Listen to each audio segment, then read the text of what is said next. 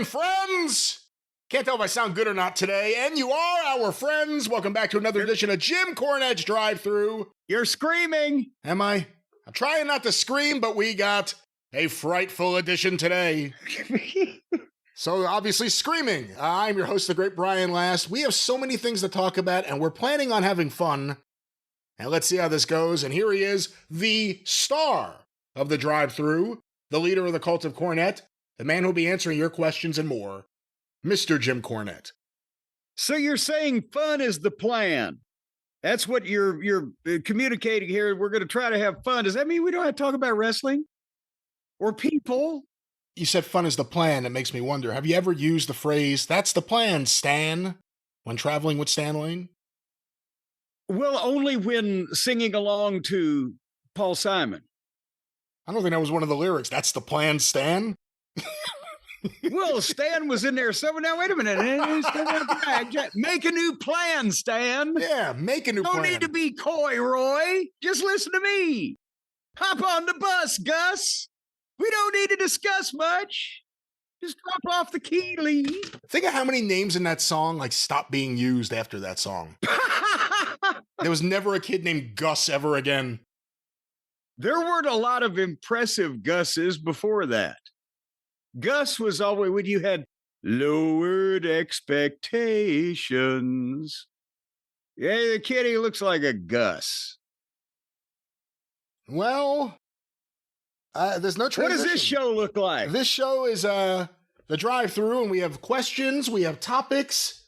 You'll never guess what's going on right now outside here in Louisville, Brian. In Louisville or on your property? Right, well, just here in the greater area. I can't guess, like you said. It's raining. What would you think it would be doing? It's raining again. This time the dew points are in the 70s. You walk outside and you get wet, whether it's raining or not. The mugginess, the swampiness, no severe weather. That happens tomorrow. Another band of storms coming in. And then the 100-degree heat index comes because we're not going to lose the humidity, the dew point. We're going to lose the rain. And then it's going to be feeling like 100 degrees of a wet sponge in your face every day. Yesterday, I'll have you know, it didn't rain here very much right here, but guess what it did down in E-Town? Elizabethtown, for you people not versed in Kentucky geography. 45 miles from us, they just got a rain shower over the top of them. And the radar indicator, I don't know what the final measurement was, but radar indicated right over the top of E-Town, this little town on I-65 on the way to Nashville. They got like 7 inches of rain in 2 hours. E-Town down. And then they had flash flood warnings. Over here, it was drier than I can't say that word on broadcast anymore. A nun's coochie. A holy minge. The holy minge. You know what you did, Brian? I'll tell the people what I hate to know. You hate to find out about the things that you did. Well, what you did was you demanded that we delay the start of this recording 15 minutes earlier before we started recording. You demanded it or you wouldn't go on. I said, all right, I acquiesced to your demand. So while I had the 15 minutes sit here and twiddle my thumbs, I opened one of these file cabinets that I have yet had the time to fully go. I mean, I got a lot of file drawers up here. And a lot of the old 30-year-old, 40-year-old paperwork is not filed as nicely and neatly as possibly my, federal income tax returns, although all these things can come back to haunt you. But I just stuck a hand in and pulled a few things out that I thought that I might present to you and the listeners and the cult of Cornette, the people out there, and they may like to hear some of these. So would you like to hear what these things are? Yeah, considering we have no context whatsoever for what it could be, let's find out what it is. Well, that's because I didn't know what it was going to be until about 20 minutes ago when I stuck my hand in there and started pulling shit out. I found a postcard This postcard was written postmarked August 18th, 1986 from Scarsdale, New York. And it is a motherfucker. it's a picture of the punk rock folks with the spiky hair and the spiky pink hair and like the Lady Maxine type of outfits, and they're wearing the Sid Vicious and Johnny Rotten type of stuff, and it says scenic sights of New York City, right? And it says, Jim, thanks for the best time I've had in a very long while. By the way, well, wait a minute. Wait a minute, hold on. There'll be some context in the next sentence. Now the pictures make sense. No, shut up. Yeah. Thanks for the best time I've had in a very long while. By the way, do you think they'll ever let us back into Sabatino's? I wonder. Your friend, Paul Heyman. And I found this and I looked back in the Midnight Express scrapbook. Of course, obviously, Sabatino's is in Baltimore. Paul was living, as we know, in the greater New York metropolitan area at that time.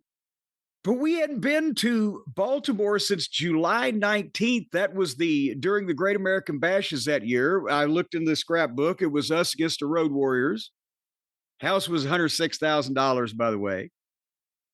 But I seem to remember that I know that he was doing the, photography and doing, I think at that time, editing his own magazine. Did he get Wrestling Eye for a period of time? And I know he had come to the Meadowlands and etc. But I remember now, I think him possibly coming down to Baltimore because we went to Sabatino's every month. But I don't remember. What was the date? Well, this was postmarked in August 86, but the previous time we'd been in Baltimore was the month before in July. I don't remember being in any kind of incident in Sabatino's with Paul where they wouldn't let us back unless, we ordered too much food or he had some issue. I don't know what, but yeah, I wonder if he has the same post office box. Post office box, bleep, Scarsdale, New York, 10583. Well, I reacted before because yes, and we'll just do this now. Let's start on a fun note. I told you let's go from the files today, or go to the segment from the files, and it wouldn't be a comprehensive one because the file's too big. It'll be a 50-parter. I'm going to get the Paul Heyman file. I didn't know that you had already done this, so... Yeah, I completely independently. It explains your reaction. This is one of the things I had pulled out. This is such a gigantic file because it has everything he ever sent in, including all the programs he was doing.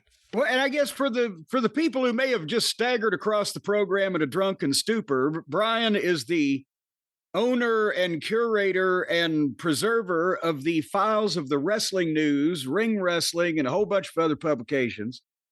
That was, at the time, under the curatorship of this era with Paul Heyman and Norman Kietzer at Pro Wrestling Illustrated or Pro Wrestling Enterprises, over in Minnesota.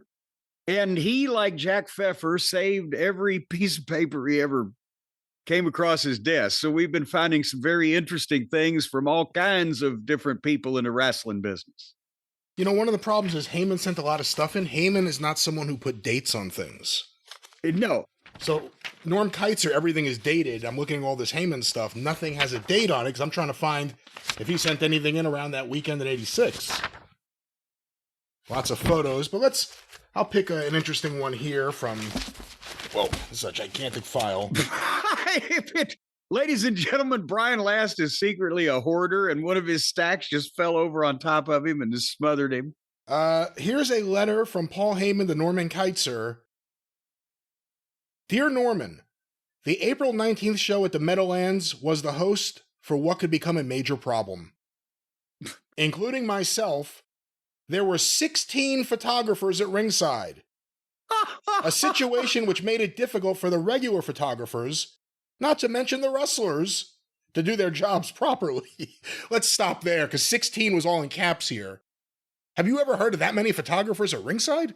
No, that's ridiculous. And hold on, because I have pictures that Paul took of us in the Meadowlands. I think that was the February show. I'm looking in my book. You can continue reading if you want, but I'm looking up that time period to see if we were on that April show. I don't think this would be you, because I think this is April 85. Oh, that's 85. Yeah. Well, in that case, then fuck that. Out of those 16, 3 were representing your publication! ! I was there, as usual, and 2 other gentlemen, partners, I believe, named Bob Epstein, and I can't remember his partner's name, were there with authorization to cover for the wrestling news. Gary Juster told me you okayed them. He gave them up right away. This creates a potentially dangerous situation. One of the reasons Vince McMahon Jr. threw the press out in February 1983 was because he was tired of the shenanigans that went on each month involving who represents whom. Bill Apter would have 2 guys at ringside. This guy would complain. This paper wanted to get in. This guy's credentials were questionable, etc. And although Junior's primary motive was his magazine, the fact remains that he was not lying when he told us that the press situation was ridiculous. So let's stop there, because obviously you've seen footage. You never shot ringside at the Garden. There were regulars on top of any special guests like local media for the newspapers or whatever. At what point as a promoter or a booker do you not want? I mean, you want some kind of action, I guess, maybe at ringside, someone shooting pictures. It makes it look like a big deal, especially when you had Flash. But when they're bumping into each other and fighting for the shot, what do you do? Well, and there is a happy medium, and there has to be a limit, and all of these things can be true at the same time. At the Garden, for the people who have seen, God, not only the stuff that's out there from the 70s because of the WWE, collection and the stuff they've got in the vault and everything, but even the pictures back in the 60s, the Garden was always a close area around ringside, close, not roomy, not spacious, is what I'm trying to say. The seats were pretty close to the ring, and there were the press tables. Bill Apter, even into the 70s, because it was in the up through the 60s, it was set up like boxing at the Garden, even for wrestling, even down to, you've seen the pictures, they had 4 ropes. They had a boxing ring. There were 4 ropes on the Madison Square Garden wrestling ring through the 60s. And Apter used to talk about having to stand up because of the height of the Garden ring, but lean over the narrow press table they had that ran down one whole side of the ring and stick his head under the bottom rope to try to get a good picture. It's like he got scoliosis. So they didn't do or encourage until really the Vince Jr. era, guys fighting outside the ring in the Garden because of the riot in 57 and all that other stuff. And so that's why, since they hadn't done a variety of stuff like that for so long, when they started doing it, it was, they had to give you some more room, but still it was tight around there. So to the photographers, yes, you always had your main guys, Bill Apter, obviously, George Napolitano for his section of the wrestling magazine universe, the photographer, the Frank Amados of the world, and all of the guys that shot at the Garden that were regulars. You had to allow access because the magazine publicity was still, very important in those days, but you couldn't go down the line to everybody that wanted to get in. That's how, remember, Paul admitted himself that he called up and bullshitted Vince Sr. and said he promised to give him a press pass when he never had to shoot pictures. that made him the fourth or fifth photographer at Madison Square Garden right there. But, so you had to draw a line, and usually because of the closed nature of the business in one, any particular market, if they had somebody shooting picture, me in Louisville, Mike Shields was doing Memphis, Scott Teal was in Nashville, this other, you had one or two photographers in a territory that did everything needed to be done. It's just because the Garden was such a big deal, everybody wanted to get in on that. But again, and modern day TV tapings also, before, when they were still trying to use old fashioned ring setups with not a lot of room around ringside, now with guys with TV cameras and cable pullers and still photographers and ramps, and it was a goddamn pain in the ass. Anyway, I'm sorry I'm droning on. Well, no, back to this letter here, again, about this situation and Vince McMahon Jr.'s response to it. I see the same thing happening here. If enough wrestlers complain to Vern Gagne and or Gary Juster, the press may start finding it more and more difficult to have their cooperation in future months. Already, the press has been banned from their most recent TV tapings in Wayne, New Jersey, and the only way to prevent this from expanding into a bad situation is to limit the number of photographers at ringside. If possible, from now on, please be extra careful about giving additional authorizations out for Pro Wrestling USA Northeastern matches. Except for me, we would like not to have anybody else around. One photographer per magazine is adequate, and it keeps the situation around the ring under control. I would hate to see Vern get mad one night and start throwing press members out arbitrarily. Thank you, Paul Heyman. P.S. The Meadowlands material and early material for next month's programs will be on their way in 2 days. Because he was already helping with those programs. And that makes sense, 85, because that's when Vern and the Pro Wrestling USA guys were in charge, hence Gary Juster. And by February the next year, the first time we went up, Crockett they were still working with Vern, but Crockett was the primary person flowing forward for that. For all the reasons Pro Wrestling USA as a concept didn't work. Yeah. I have Norm Keitzer's response, April 26, 1985.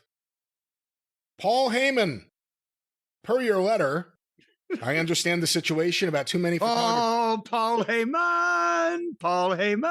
I understand the situation about too many photographers being not good.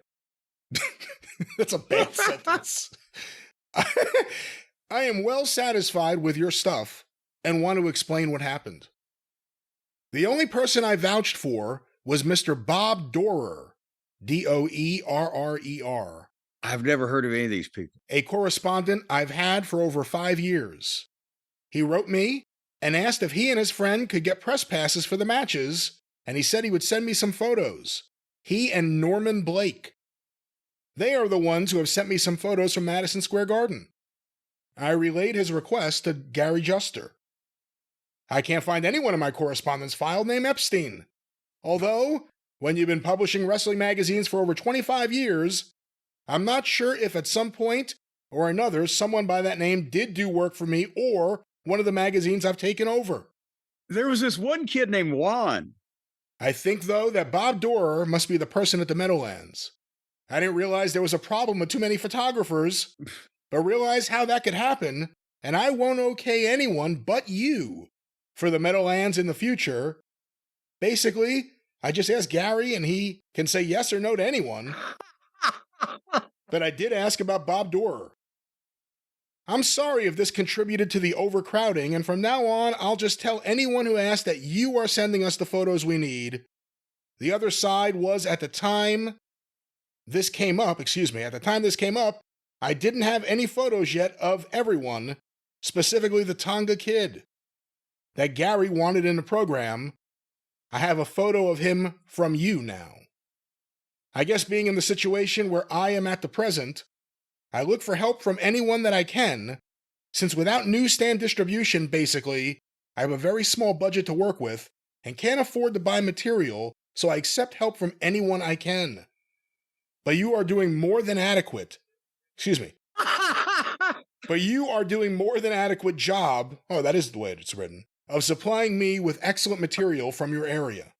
Well, it's always nice when a guy that's almost bankrupt tells you you're more than adequate. I'm just happy to have your help and that you are willing to give it in return for free copies of the magazines. I think I've explained some or all of this in the letters to you before, but if not, I will here. If this letter seems a bit disjointed, I'm writing it late Friday at the end of a long work week. I apologize for the errors. Anyway, by way of explanation, my setup is as follows. You know what? Even though he's tired and he's had a long work week, brevity was never Norm Keitzer's ace in the hole. As far as wrestling is concerned, my basic business is the wrestling news. I purchased the subscription and editorial files of Ring Wrestling and the Wrestling Review from Ring Corp. And then, Jim, it goes into detail here. It's a little, the carbon copy is a little messy about his deal with Ring Corp. Previously, they owe him a substantial amount from when they did something, his percentage, but I agreed to take my payment from their profits of future issues. That leaves me with subscriptions and area sales, also the program business. The programs I give to promotions at cost basically for two reasons. One is as part of the deal I have a subscription ad for the magazine in each one, and the other is I gain material for the magazines. If they good Lord, but hold on now. So he wasn't making a profit on the actual, he was having programs in 85. In 85, he was having programs printed for a variety of the territories still. Was that he still at that point was doing stuff for Mid-South, for Watts? Yeah, 85 he was doing stuff for Watts. He was finishing up with Vern, because Vern was going to start doing other things. But he wasn't even making a profit on selling them their programs that they were turning around and selling for a profit. And see, that was, just so you know, when I started doing the Championship Wrestling magazine for the Memphis territory here, remember it was a 16-page thing. We just wanted something extra to sell at the matches. And goddamn, if we sold them for $2, I was selling them to Teeny for like $1, and I was getting them from him for like 65 or 70 cents, let's say, whatever. But then the reason why he offered me, wait a minute, it was all 16 pages of my stuff. He said, I'm not getting my ads for the Wrestling News magazine in this, and they're out selling the Wrestling News. So he gave me for the same price, like a full-size magazine, the same size magazine as you would buy on the newsstand. What was it? 68 pages, or no, it was 50 something, whatever. If he could put his ads in and I got more content for the same fucking price so he could get his ads in. That really was the way he was making all of his money, was just with the fucking ads. Let's go back to the end of this. There were quite a few correspondents who helped me by giving me material in return for copies of the magazine, although no one has given me as much as you have of late. I just wanted you to know that I really do appreciate all your help. I'll follow your suggestion about photographers for the USA and the Northeast. I should have thought of that earlier. I thank you again, and I'll close for now. But it's like nothing you can write to him that he won't write back a kind of pleasant... Yes, he was a very pleasant fellow. Here's an example of what Paul Heyman would be writing up for indie promotions to hype them up 40 years ago, 1985. Independent Championship Wrestling, the ICW, is headed by Bob Raskin of Raskin Sports Productions and holds cards in New York, New Jersey, Connecticut, Pennsylvania, and Delaware. This promotion is shaping up to be the biggest and best independent promotion on the East Coast. And promoter Raskin has announced that he will soon be holding a tournament to decide heavyweight and tag team champions. Certainly among the favorites to win the tournament is Private Rocky Jones, the muscular youngster who is the latest protege of Sergeant Slaughter's. Never heard of Private Rocky Jones. I've never heard. Apparently, he never even made corporal. Always a good wrestler. Jones has shown remarkable improvement since his training under the Sarge. Another favorite, though not of the fans, is the former Rikers Island Corrections Officer, Smokin' Steve Sandor, who recently had a run-in with Jones in Port Chester, New York. The 6'2", 355. We're at the mall? The 6 Over at Dairy Queen? Where did they have this run? I've never heard of any of these names. The 6'2", 315-pound rule breaker has vowed to become the first ICW heavyweight champion. Dominic DeNucci has also announced his intentions of winning the tournament. Good Lord. A seasoned veteran. No kidding. Seasoned? He's positively cured and pickled. By that, for 1985, what would DeNucci have been, 65? Dominic is more popular now than ever. Many people think the best bet for the tag team title is the team known as the Executioners. These two well-built grapplers have done very well of late and have announced they will indeed enter the tournament. They may, however, be upset by the exciting new tag team of Larry Winters and the Leopard Mask. Winters is one of the best scientific wrestlers in the independents today, and Leopard Mask, with his backflips, flying head scissors, double flips, and drop kicks from the top rope, that has to be Ted Petty, may very well be the finest high flyer on the independent circuit. Yeah, that's got to be Ted Petty from Guatemala, Tiger Mask, before he became the Cheetah Kid, wherever the cheetahs are from. I can't be Tiger Mask. What should I be? He was the Cheetah Kid. Before that, he was Leopard Mask? I didn't know that. These two make a dynamite team. Other wrestlers who have appeared on recent ICW shows include the Terminator, Davey O'Hannon, Damian Kane, Crystal Monroe, Nature Girl, and Pete Sanchez. In a late-breaking development, promoter Raskin has announced that he has reached an agreement with Pro Wrestling USA as America's heavyweight champion. Larry Zbyszko will be defending his belt on several upcoming shows. They will be on May 10th, 85 in Hightstown, New Jersey. For the America's Heavyweight Championship, Larry Zbyszko versus Private Rocky Jones. Special attraction, Smokin' Steve Sandor versus an opponent to be named. Tag team attraction, the Executioners versus Larry Winters and Leopard Mask, plus a ladies attraction, and a special midgets match, plus an appearance by the Basher. The Basher? There's a Paul Heyman indie press write-up from there. 40-year, what a difference 40 years makes. What is this? Oh, wow, look at this. And this is signed too. This is to Norman Kietzer, May 1st, 84, from Jim Crockett Promotions. It's signed by James A. Crockett Jr., President. Carbon copy, Paul Heyman, P.O. Box, same one you got. This is on the letterhead with the Mid-Atlantic Championship Wrestling logo, the Charlotte Orioles, and Worldwide Wrestling, or as it says here, Wide World Wrestling. Dear Mr. Kietzer, regarding press privileges for Paul Heyman, thank you for your correspondence of April 24th, 1984, wherein you requested press privileges from Mr. Paul Heyman at the upcoming event to be held at the Meadowlands in New Jersey. Mr. Heyman should direct his request to Michael Rowe at the Meadowlands. Sincerely, Jim Crockett Promotions Incorporated.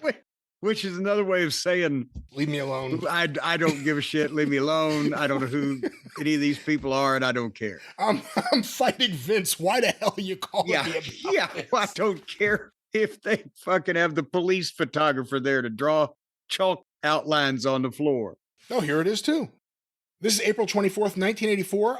Dear Mr. Crockett, I am writing this letter to request press privileges for Mr. Paul Heyman at the upcoming card that you are promoting at the Meadowlands in New Jersey.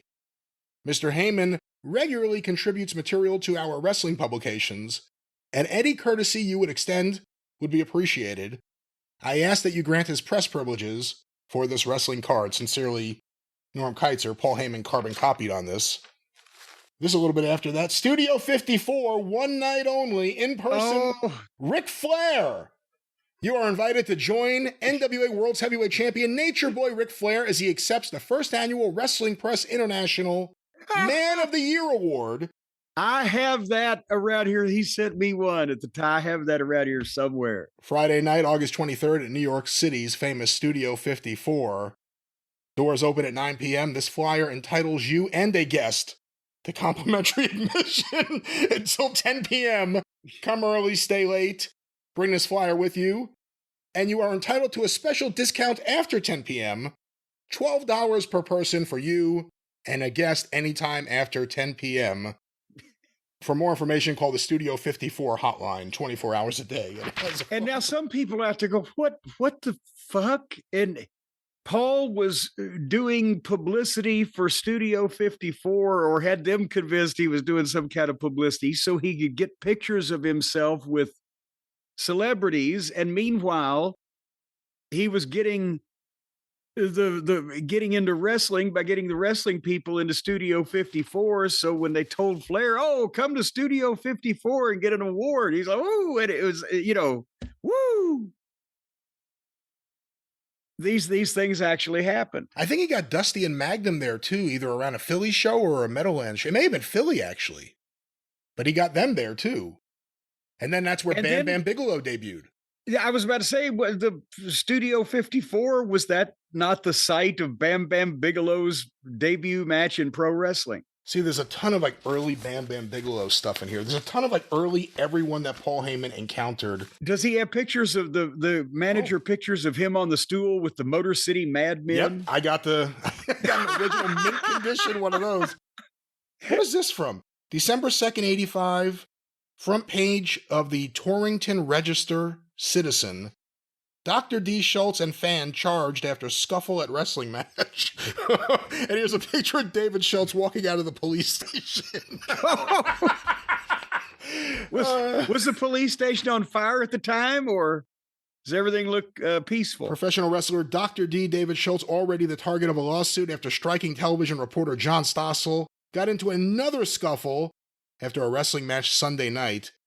According to 22-year-old Leonard Rinaldi, a fan in the audience at the Torington High School gymnasium, Schultz, 35, attacked him and struck him on the head with his boot as the wrestler was leaving the ring for the dressing room. All I did was touch him. Wait a minute, with his boot in his hand? Yeah, I don't know. I guess, did he kick him? I don't know what exactly that's supposed to mean, but let me go back to this. I did, this is Rinaldi, all I did was touch him. And the next thing I know, there was a size 13 boot coming down on my head, Rinaldi said, at the Torington police station after the incident. Both Schultz and Rinaldi were charged with breach of peace. Police would not comment further on the incident Sunday night. Schultz, who lives in Woodbridge, was released on written promise to appear in court December 16th. Rinaldi, and has his home address here, who lives in Torington, received a court date of December 6th. Rinaldi, who said he had touched other wrestlers at the event and shook hands with a female wrestler, said Schultz shouted, "Don't touch me, you punk," during the scuffle.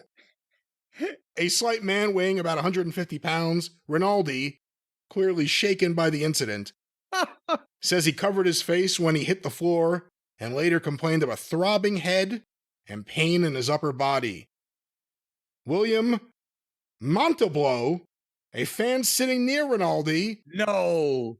What is his name? Montembeau. It's Mighty Blow. It's a mighty name. A fan sitting near Rinaldi said wrestler Jim Brady pulled Schultz away from Rinaldi. Police later arrived at the scene and brought the burly wrestler to police headquarters. Brady and other wrestlers followed him. At police headquarters, Brady and other wrestlers expressed considerable anger at Schultz's situation. After Schultz and Rinaldi left headquarters, Brady invited the fans to his next scheduled bout in Washington, D.C., which happens to be with Schultz. Montembeau, whatever this guy's name is, Mighty Blue, who earlier vowed never to watch pro wrestling again, said he and Rinaldi would attend the fight in Washington. "We have to," the 19-year-old said. "It's a grudge." Schultz is being sued by ABC TV consumer reporter John Stossel after an incident in a taped interview for 2020, and it goes into that. American Legion Post 28 sponsored the wrestling event at the high school, attended by more than 500 people, Schultz made his wrestling debut in Winstead in October at a Trans World Wrestling match sponsored by the police union. Well, there it is. Heyman sending in all sorts of reports that, Oh, he's a stooge, too, we found out. Wants to make sure that Schultz's misfortune makes the paper. Well, it made the front page. It made the front page of the papers. Heyman just sent in a copy of the paper. How many we always hear about wrestlers did this and that. How many are there that we just have never heard of, like, from this era? Like, you think you hear everything, and then here's David Schultz beating up some fan. No, you haven't even heard all of mine, and I've been telling them for 30 years. No, that was... You can go back through any city's newspapers that had regular wrestling, and you will find I've got some from the 70s at the Louisville Gardens where the fan was arrested, disorderly conduct or assault, or a fan suing. You can do the same thing for every town in America that had a newspaper. You'll find them every so often. Or the fan had a heart attack fucking at the matches. You'll find those in every city through the 20th century that had fucking wrestling periodically. And nobody knows about them today. And many of them were not reported. A lot of shit scuffles that I either saw or was in just in the 80s was never reported in the paper or, a public topic of discussion. Bam, bam. I hit that fucking guy that hit me or kicked me. I hit him, whatever. That happened constantly. Well, I'll tell you what, let's end this edition of From the Files with, real quickly, 2 cards for programs that were done by Wrestling Press International, publisher and editor Paul Heyman. This one, A Night of Professional Wrestling, Tottenville High School, Staten Island, New York, November 19th, 1985. Johnny Rods versus Kurt Von Hess. Jesus Christ. Good Lord. What? Can that be the original Kurt Von Hess? Hold on. Certainly not. It does not say. Steve Sandor versus Larry Winters. Special girls attraction. Lady Adonis versus Jody Shields.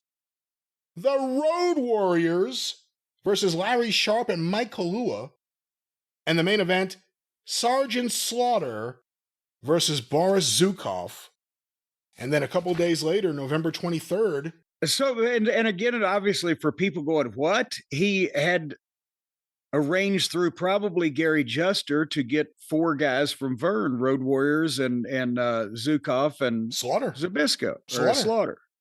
Yeah, and it's a night of professional wrestling featuring Sergeant Slaughter and the Road Warriors on the cover. A couple days later, the 23rd, Carteret, New Jersey, the high school. Publisher and editor Paul Heyman's NAWF consultant, Chuck Richards. That's Chris Candido's grandfather. Yes. Yeah, does it say anything else about him in here? Doesn't say, but... Oh, he's the promoter, actually. It says consultant. He is the promoter, as it turns out. Midgets. It just says the word midgets over and over about 10 times. Tiger Jackson versus Poncho Boy. Larry Winters. Tiger Jackson, by the way, later on would be one of the doinks, wouldn't he? Well, he was Dink. He was Dinks. Well, one of the doinks. One of the dinks. He was Dink. A dink, a dink, a dink, a doo. After that big feud with Little Louie that he had for a while. Larry Winters versus Jim Landis. What?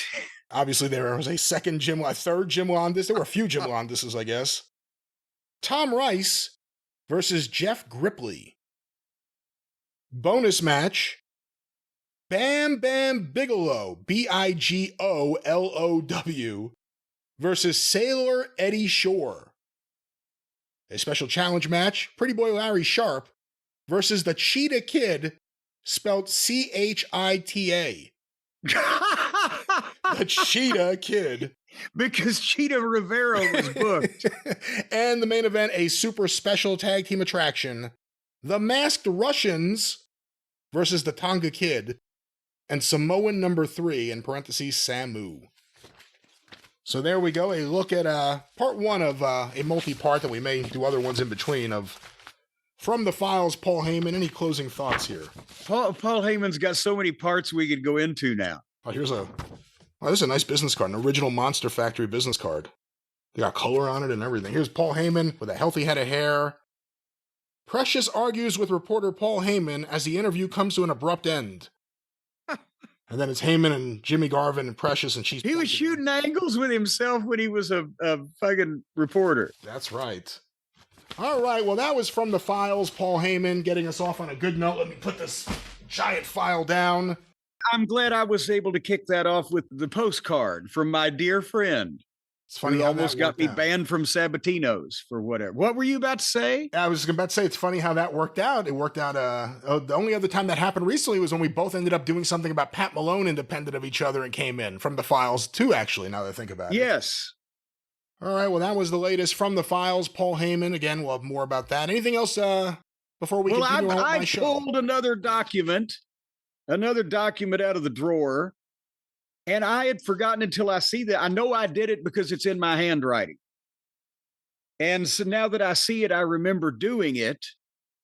And I don't have a date on it, but I'm assuming it is somewhere in and around 1997. And I want to see if you can help me narrow it down by some of the comments I'm making.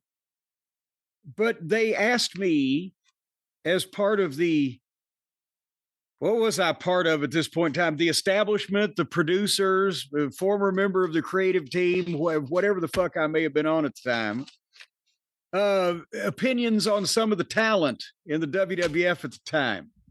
And I want, for the people who think that I have just, in my old age, become cranky and negative, I wanted to throw some of this out there. If this is 97, I think you were on the creative team that whole year, weren't you?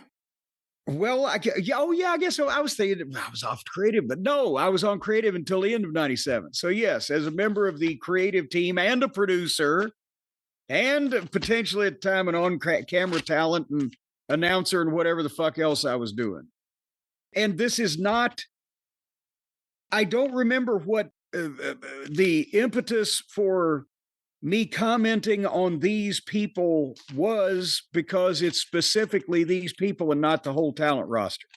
So I'm assuming that these were the people, and when you hear some of the names, you'll probably figure it out, that they were bobbling on the fence about and wanted to get multiple opinions on, or had no direction for, or what do we do with this guy or whatever? And this is why these people were being commented on. But would you like to hear some of this shit? I'd love to hear this. Oh, yeah. You just want to hear all kinds of dirt on people. No, it seems like that some people think that I put on airs, Brian, on the show these days when I give people my opinions. And that certainly to God, he really wasn't always like this. So I just wanted to see if I sound any different when I'm opining on people from almost 30 years ago. And number one, Tiger Ali Singh. Oh my God. And bear in mind, this is going to Vince McMahon and also the creative establishment and the upper echelon of producers and whatever the fuck. And they've asked, what do you think? Now, this ain't going out as a goddamn newsletter to the company. So I'm supposed to tell them what I really think. This guy is a heat-seeking missile. I'm not talking about the fucking performer. I'm talking about the individual. His work is not horrible. He can certainly get better, but only if he is made to realize he has a long way to go. He has convinced the whole crew he thinks he's a star, and I think he needs to be told in no uncertain terms he is not and may never be unless his attitude improves. I don't know that he's being a jerk on purpose, but he has that reputation. A lot of people saying it. His father needs to be made to realize his son has a lot, that's in capitals, to learn, as that may be where part of the problem lies. Oh, stop right there. Like someone's going to call up Tiger Gene Singh and say, hey, Tiger, we got a problem with your kid and it's your fault. Well, I'm just, they said, what do you think of these people? It's easy to say this when he's not near you with his saber, isn't it? Hey, when fucking Terry Taylor told me, Jim, start sending in critiques of the TV show in TNA in 2009. I said, you want me to be honest, or you want me to say what, somebody wants to hear? Who's the audience? No, we want to hear what you really think. And they fired me 6 weeks later. Where's that document? I think I've got those. I don't have them printed out. I've got those still on my computer. I think I'll have to print some of those out sometime. Because I got the computer that in March of that year, I think, nevertheless, back to Tiger Ali. Get rid of the Iron Sheik at ringside. As it tells people, Tiger is a goof and a comedy figure. Dump the Canadian flag. Remember when because he was from Toronto, they were having him wave the Canadian flag? This is a long document. So I'm not going to read every word of all of these, but teach him to sell like a heel because nobody is going to buy this guy as a tough guy with all the physical specimens we've got around here. The rest is up to him. Okay, to tell me. You were right. By the way, that all bared out being, I don't know about the father being the root of the problem, although you're not the only person to say that, but everything you said was true. Okay, well, Rick Bogner, remember, he was fake. Razor. Oh, yeah. Big Titan. They had signed him and done that, and that apparently was on the downhill slide because I'm calling him Rick Bogner. And first time I'd ever fucking heard of the whole thing was when he became fake Razor. But Rick Bogner, he's not horrible. He's not as good as 10 guys I can name immediately that are not working here. He's done some dumb things, but so have a lot of people. I can't remember what the dumb things were that they were mad at him for doing. If his contract is just about up, I see no reason to renew. Okay, here's another time. Again, I hate to say it, you don't want anyone to lose their job, but you weren't wrong when it came to Rick Bogner. Other than the stuff he did in Japan, Team Go Mike Awesome, and then Fake Razor, did he ever do anything ever again? I don't. He was he lived in Canada for a while. I know that. He's got that going for him. Here's another time narrower, Darren Drozdov. No comment as yet. He's never had a match in front of people. So I'd seen his workouts and everybody knew he was, a great physical specimen, but as far as it was too early. Flash Funk. You remember Flash? Does everybody know that Flash Funk was Too Cold Scorpio when Rick James and Sly Stone had a baby? They signed Too Cold Scorpio after he was there at WCW, whatever it was. And Vince tells us, yeah, he's going to be Flash Funk. And I thought he was kind of kidding. And then I was like, was he going to be a member of the Funk family with Dory and Terry?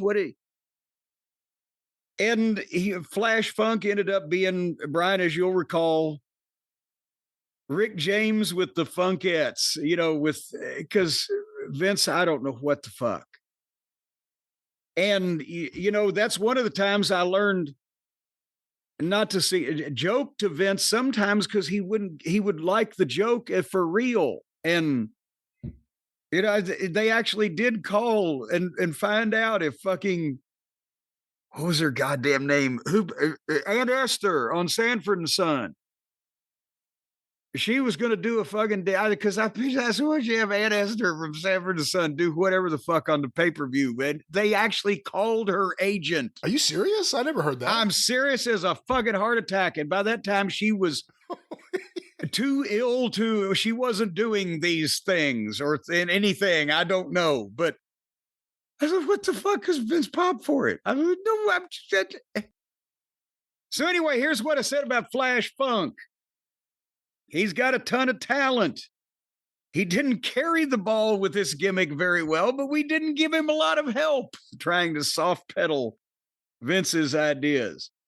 It suggested he be encouraged to drop a few pounds because they were thinking he was a little bit portly. But how about do an angle with one of the Nation members ripping his funky clothes and stomping his feathered hat and call him names and then have him come out and thank them And they were right, and that was stupid, and I'm too cold Scorpio, and I'm going to kick your fucking ass. Yeah, I would have liked that. They didn't do that. See, that's the problem. I was a big fan of Too Cold Scorpio, at least until he stopped wearing pants.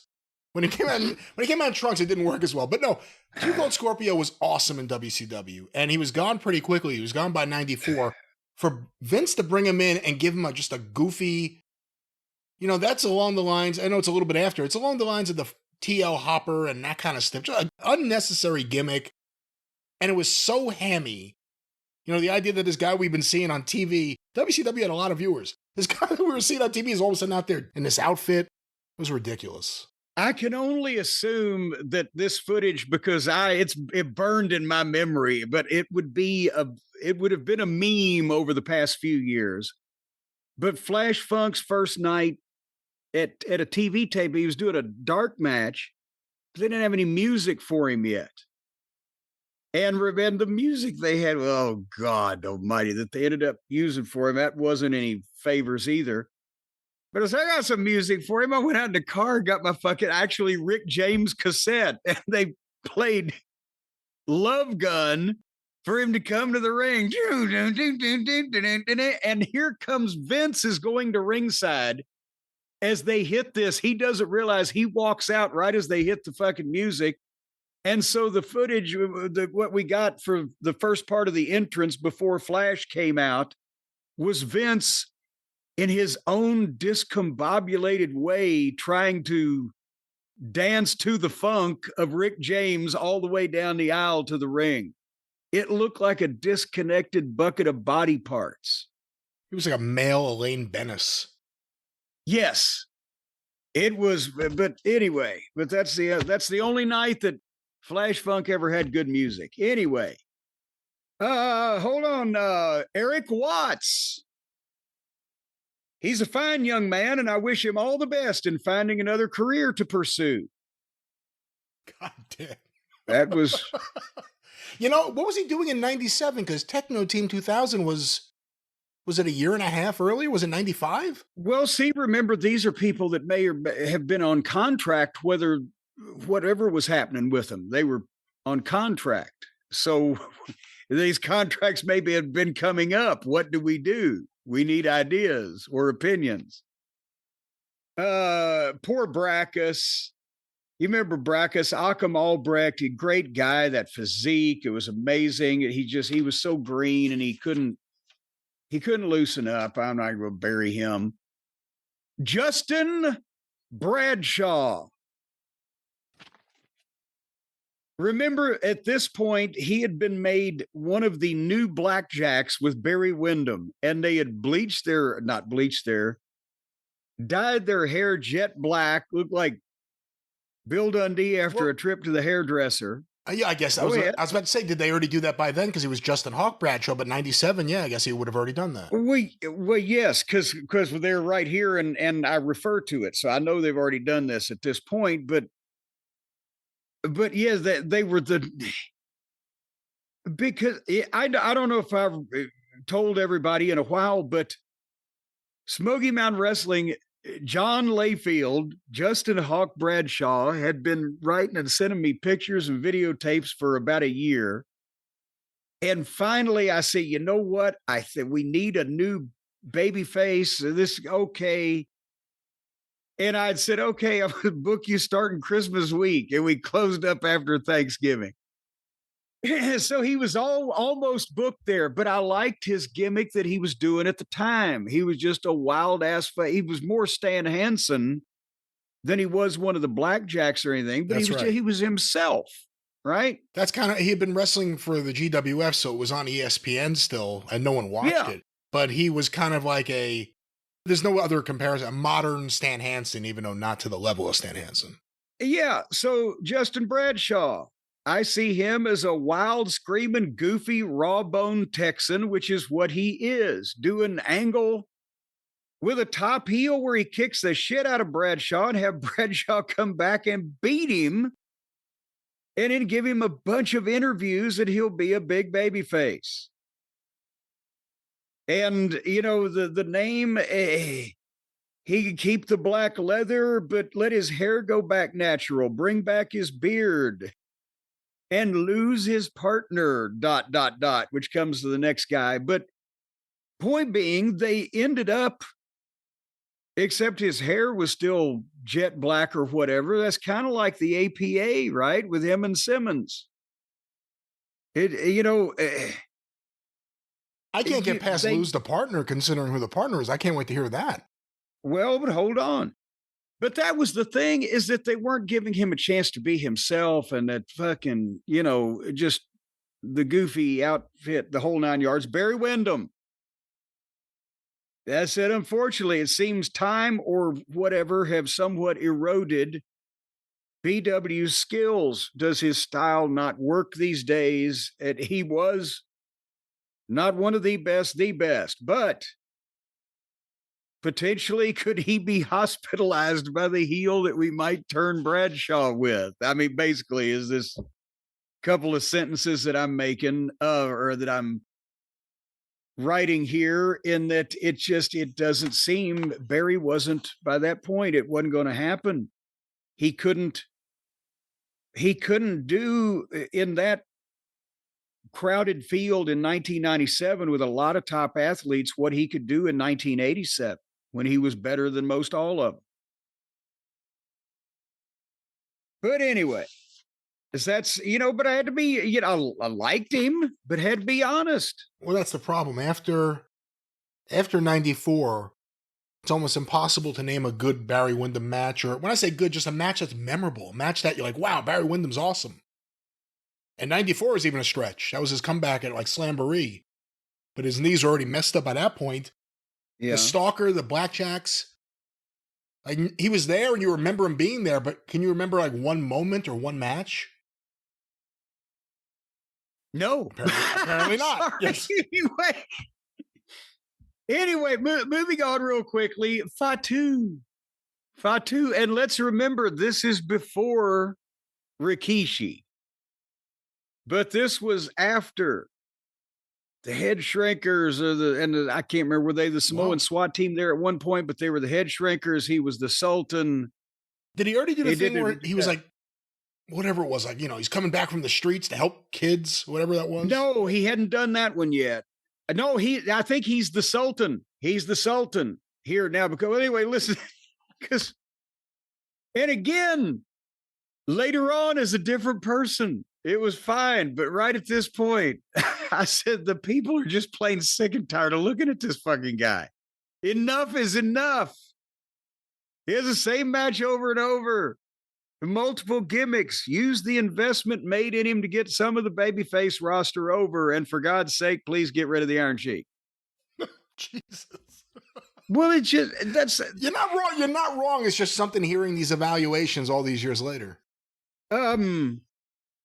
Doug Furnace and Phil LaFon, bless them. Huh.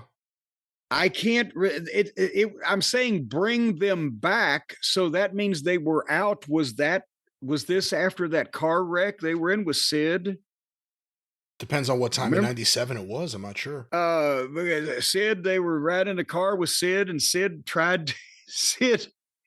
while going apparently 100 miles an hour in proximity of, more or less, wanted to adjust the fucking moon roof, and after they flipped a few times, everybody was fucked up in the ditch. But remember, Vince McMahon had not had previous knowledge of Doug Furnace and Phil LaFon, nor any attachment to him whatsoever, and they were a little too wrestling-like for his taste, just because at the time they were one of the best in-ring tag teams in the world. Furnace was the fucking freak athlete. LaFon had injuries. It was not a sparkling example of charisma, but Doug was a beast, and I don't know why Vince didn't gravitate to him because of the body and the athleticism. But nevertheless, they're trying to be ready, and part of it was because Shitstain, the other V word, it couldn't stand these guys because they were athletes and he didn't know what to fucking do with them. so that he was, constantly pecking at him. But this was at a point in time. When did Rude leave? Rick Rude. That would have been after the Bret Hart thing. So that would have been the very end, December? Would it have been December or the end of November? Okay, then he was still there because they were wanting to make him the figurehead of some type of group. I don't know if they were going to call him manager or whatever the fuck, but for the brief period of time, there was some creative there. So I said, bring him back as Rick Rude's Thugs. Hired muscle for his insurance agency. I can't remember. Lloyd's of London? Well, some of these jokes went around to Lloyd's of London, but are these his collection men? If people don't pay the premiums, that may have been an idea that was being floated. I wrote, Furnace is years better than LaFawn. Have Rude do their promos and dress them in clothes and make them look menacing. They were wearing some kind of odd gear to the ring. And I said, and again, Furnace is more long-term. And I don't know if they did come back ever. Anyway, a couple more here. Hold on. Mark Marrow, would you like to hear this? Yeah, did you always hate him? Let's find out. Well, hold on. First thing in capital letters, because remember, this is handwritten. I turn these things in if the kind ladies in the office wanted to type them. It was up to them. Get him away from Sable! ! She's a bigger reason why he's not over than his own lack of psychology. No one notices he's there. No one understands why Babyface is coming out with a woman. They weren't heels who switched like Goldust and Marlena. Marlena fits the package because they understand why she's there. Have Marrow say that he took, this is while he's injured. Say he took stock while injured and decided to concentrate on his career instead of his woman. Expand on the new tough guy boxer image if possible. So that's when they started making him a boxer. Anyway, I said to keep an intense attitude and have him do soft-spoken but intense interviews to detract or hide his high-pitched voice. I mean, what the, Dusty Rhodes was a booking genius, and his idea was, let's make him into Little Richard. Well, yes, and that's the only thing he could ever fucking do. Because he was Little Richard. Oh, hush, Jim. Well, shut your mouth. Because I got an equal time now. You want to hear Sable? Oh, I didn't know I had to answer that. Everyone wants to hear what you said about Sable. Yes. Well, yes, so I wasn't going to. Well, I just won't do it now if you didn't really jump on that. Nobody's interested. Everyone wants to hear. I think Brock's listening right now. Here is the quote. T-shirt model, ring girl, sell her T-shirts and posters just as long as she is never allowed to speak in that high school drama class dropout monotone again. So who would have been most upset about you writing that? Would it have been Vince or Kevin Dunn or Russo? Like, who was most invested in Sable at that point? Well, I don't think Vince would have been upset, truthfully and honestly, except if I really skewered one of his pet ideas and just took the piss out of it page after page. Vince wouldn't have been upset if I'd have written about his own family. So-and-so's a shits on TV, because he looked at all of it dispassionately.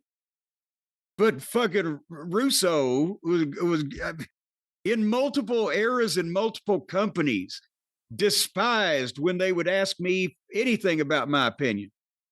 And that's why he immediately tried to discredit it as soon as he showed up anywhere, because he knew what it was going to fucking be. Because as you can tell, it doesn't often change over the decades. And Kevin Dunn hated anything that I said because it was me, like me and him. But Vince McMahon, you could say any goddamn thing. He didn't give a shit from a getting mad point of view when you're doing this, right? He was as cold as ice about that stuff. Okay, Rockabilly and Jesse James. We're going to close it out here. Oh, is this the end of it, or that's where you're closing it out? Yeah, well, no, that's the end of. Well, we said Honky Tonk Man. And I said Honky Tonk is a huge name. I don't think people are seriously buying the gimmick anymore as anything but garnish. I thought it said garish for a second there. I could figure out what it was anything but it was always garish, garnish. Can he make a good Colin comment? Can he make a good Colin? That motherfucker. A good colon commentator. Colin is a colon. It's the end of the thing in my writing is, can he make a good color commentator if he talked about himself a little less? But it's a hell of a commute from Phoenix, right? But do on sale ticket appearances, PR appearances, because people can that's when they were trying to shoehorn him in as a manager, still doing his old deal. And he was the manager of Rockabilly, who was Billy Gunn. This is pre-Degeneration X, okay? As you'll see by my comments, this is when Billy Gunn was Rockabilly. And Road Dogg, Brian Armstrong, was Jesse James. And the joke was that when we booked them against each other in the opening match on the card, who does the job? Because they can't beat anybody, either one of them, right? They were completely burying them. So, and I wasn't real happy with that because I've always been a fan of the Armstrong family. But nevertheless, Rockabilly and Jesse James, I say keep these guys off TV completely for 3 to 4 months to get the bad taste out of people's mouths. Then reintroduce them as an old-fashioned bumping heel tag team with a new age look and push them. They need to beat people to get credibility and do angles to get heat. Both are excellent promos. Get them matching tights or jackets or something, because you remember at first what Rockabilly looked like, especially when he was with Honky Tonk. But they have a real cocky attitude, especially Billy. Have Midnight Express style tag team work, take big bumps on the baby faces, come back, but at the same time, be more modern. Jesse James, has used the name New Age Outlaw on his 900 number promos. Maybe that's a team name. I forgot I'd written this. Wow. Until I'm looking at this today.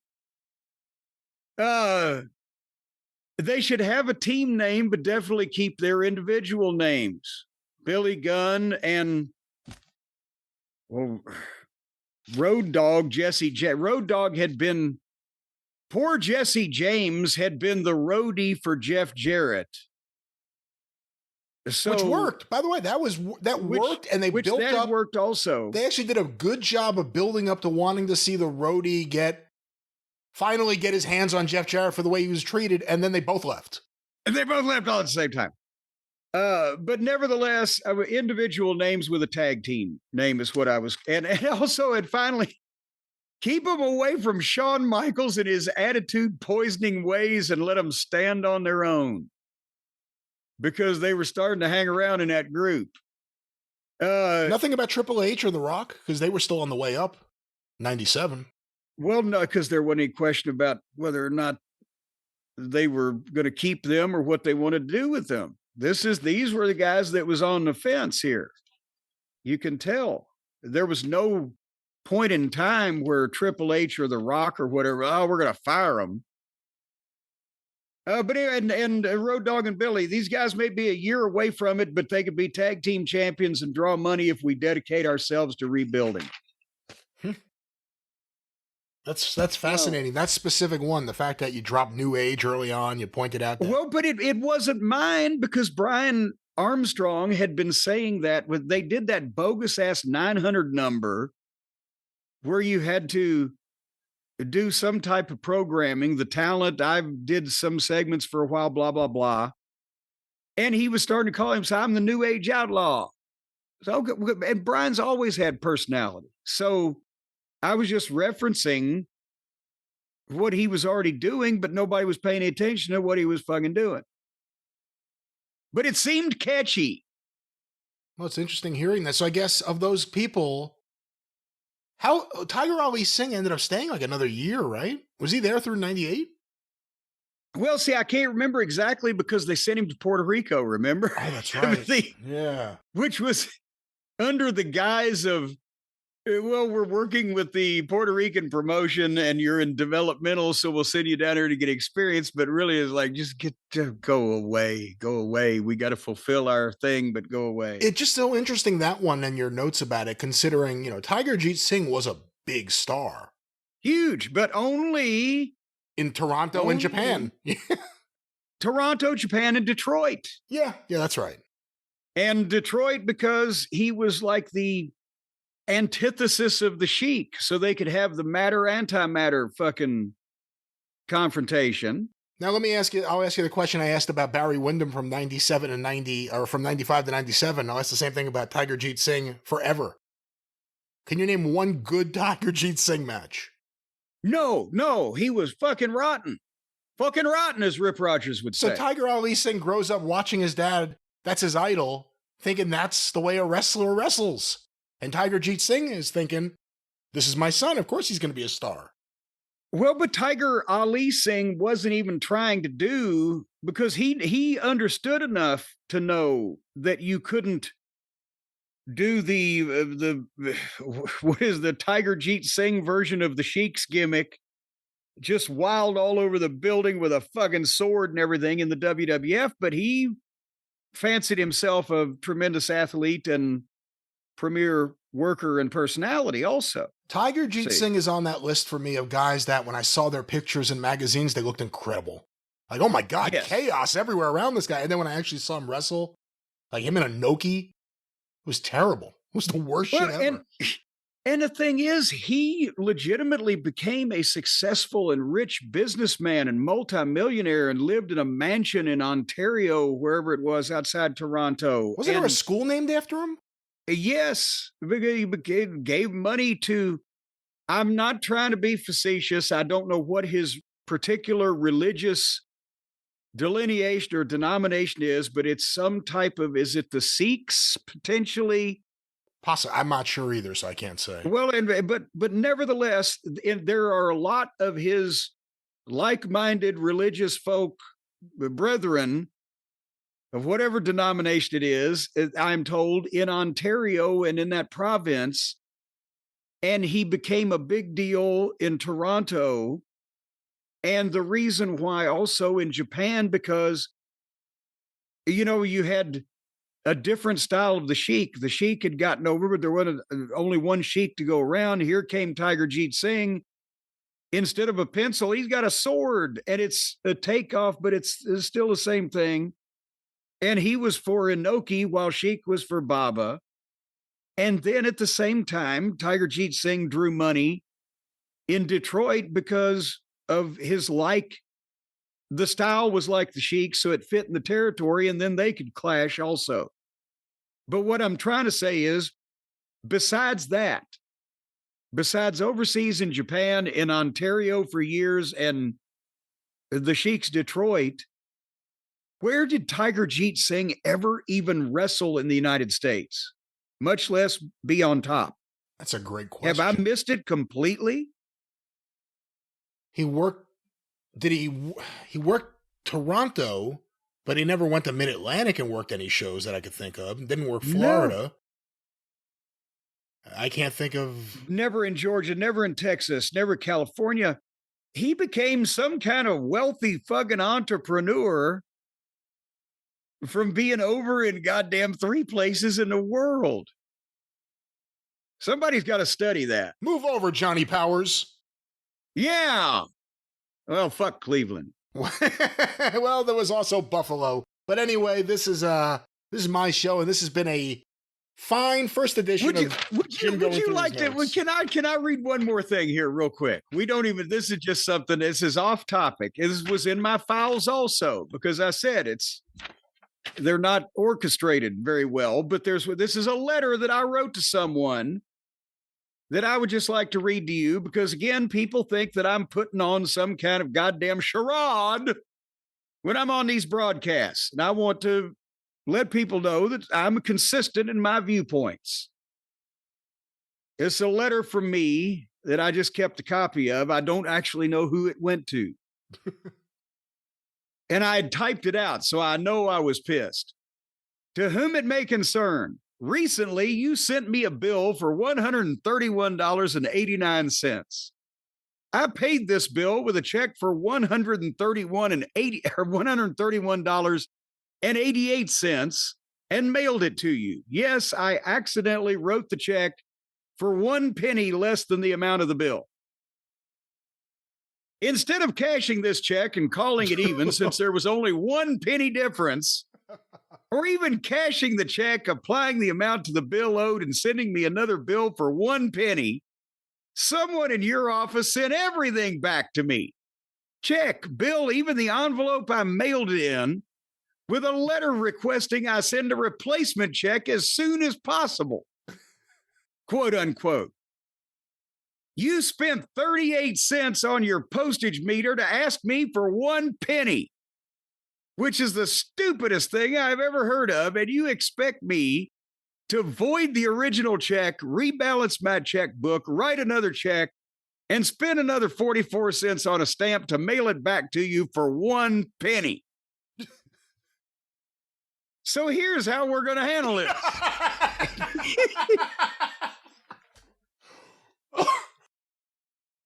I have enclosed a new check for the amount of the original bill, $131.89, minus the 44 cents I had to spend on the second stamp because of this foolishness, or a total of $131.45. You can do one of two things. You can cash this check and call it even before it goes any further, or you can refer this account to a collection agency over 44 cents, because I guarantee you this is the last payment you're going to get from me.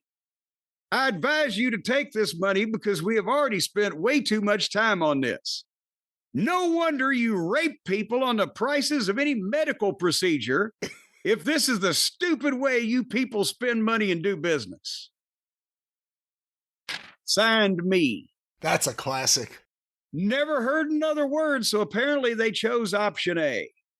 That is ridiculous. I mean, good for you, because I don't think most people would point that out to them. I mean, at the time, for no attention. It wasn't like you did this and put it on social media. That's ridiculous. And did they? You don't know? I got a whole bunch of letters I've written to people. Over the years. Letters to Pests is the file somewhere. I remember that file. It's in there in a stack. But it's your show. It is my show, and again, the first of many installments of Jim's letters and Jim's talent evaluations. But Jim, on the topic of talent evaluations, sometimes you gotta give a talent a good kick in the ass. Sometimes it's to get them out of your office or out of your company. Sometimes, well, let's just focus on those times, because those are more reasonable. And sometimes you just want to go outside and kick the dirt. And sometimes you got to work in the dirt. It's a dirty business, ladies and gentlemen. It's a dirty business, working in dirt. Dirty business, and business that is yours requires the right footwear, a secure footwear. And Jim, how about a lifeline? Jim, oh, that's not even what I thought it was. I was on the wrong thing. Can I have a lifeline? Can I phone a friend? Yes, if you, and I'll just take the tag. Here, tag. Folks, I'll tell you what Brian's trying to say is if you want to slop around in the mud like the Kentucky Derby winner did this year, it kept poor journalism out of finishing first, then you need some work boots from Brunt and our new friends at Brunt that have made the greatest footwear that has ever encased your little tootsies. If your dogs are barking after a day on the job, after a day out working outside in the great wild beyond, and you need to put them in the tub of water and the cartoon steam comes up and the toes are going whop, whop, whop, and all that other stuff. Well, the folks at Brunt bruntworkwear.com, who are our new friends, as I said, are going to take care of you, because me and Brian both, and I don't know how much work you do, Brian, but I do know that you give people motivational kicks in the ass. And if you're going to kick somebody in the ass, folks, you need either the Marin or the Omen work boot. They each have their individual functions and strong points from Brunt. We got the Marins. And I'll tell you what, it will protect your toes, Brian. If you've got to kick somebody in the ass, you don't want to do that unprotected, because not only do you might know where that ass has been, but also you might break your toe. And you ain't going to do that in these boots, because they are not only sturdy, but lightweight, waterproof, slip and oil resistant, heat resistant. They're electrical hazard rated. Although I don't want to really stick my finger at a light socket and find out for sure. I'm going to take their word for it on that. But I'll tell you what, they are slip resistant, Brian. You can bat climb up a wall on these things, straight upside and not slip. Did you climb your walls yet? You've been climbing the walls up there for a while now, since you moved into the new house and had all the kids. I don't climb the walls, but I have to say these are the finest work boots I've ever had, and I plan to put them to good use. Going around watching all the gardeners you've got do the work. I'm the one outside. I'm mucking through the creek. As a matter of fact, I wish it would quit raining where I could put these boots on that I just got and go out there and enjoy them. And then now they're waterproof. They'd be just fine, but I don't want to stand out in the fucking rain. But if you're working in mud, these things ain't going to slip. You can keep your footing about you. They're water resistant for the creek, and they feel like you are slipping your feet into pillows and just wrapping your feet with bubble wrap. It's amazingly comfortable. They don't wear, especially on my bunion. My bunion sticks out, so I get a sore spot on that. But anyway, folks, whether it's rain, mud, or standing water, your feet are going to stay dry. As a matter of fact, get a couple pair and stick one of these sumbitches over your head. That way your head could stay dry. You know, they smell good too. It doesn't work like that, but for your feet. They've got it. For your feet. You know, they've got built-in odor eaters. Some people are going to disappear completely. I don't know that, and you don't know that, and that's not the way it is. But these are great work boots. They are great. I don't know what else. Yes. I love them. Well, and they add a few inches to your height if you're feeling insecure about how short you are. That's another thing. Now, if you go outside and you find somebody digging a hole in your front yard, then if you're wearing these, you've automatically got an extra inch on them, so you look more intimidating. And if they try to get out of that hole before you're ready for them, you can kick them right up under the jaw and bam. Well, let's focus. Boy, that'll adjust their opinion. Let's focus on activities that don't hurt or cause others. I'm just telling you, if you plan to kick somebody up under the chin, these are the best boots to wear. But it's not just about work boots at Brunt's or at Brunt or the people at Brunt, at Brunt's, plural, possessive. They offer a full range of high performance gear, heavy duty work pants, weather resistant jackets, all kinds of stuff that you can try any of their products on the job. And they are guaranteed, and they carry 100% satisfaction guarantee there, for heaven's sake, because they carry the names of real workers in the trades who test and inspire them. That's why you have them named after like Marin and Omen, not like, I don't know, asshole and dipshit. Clubfoot is not one of them. No, but it should be.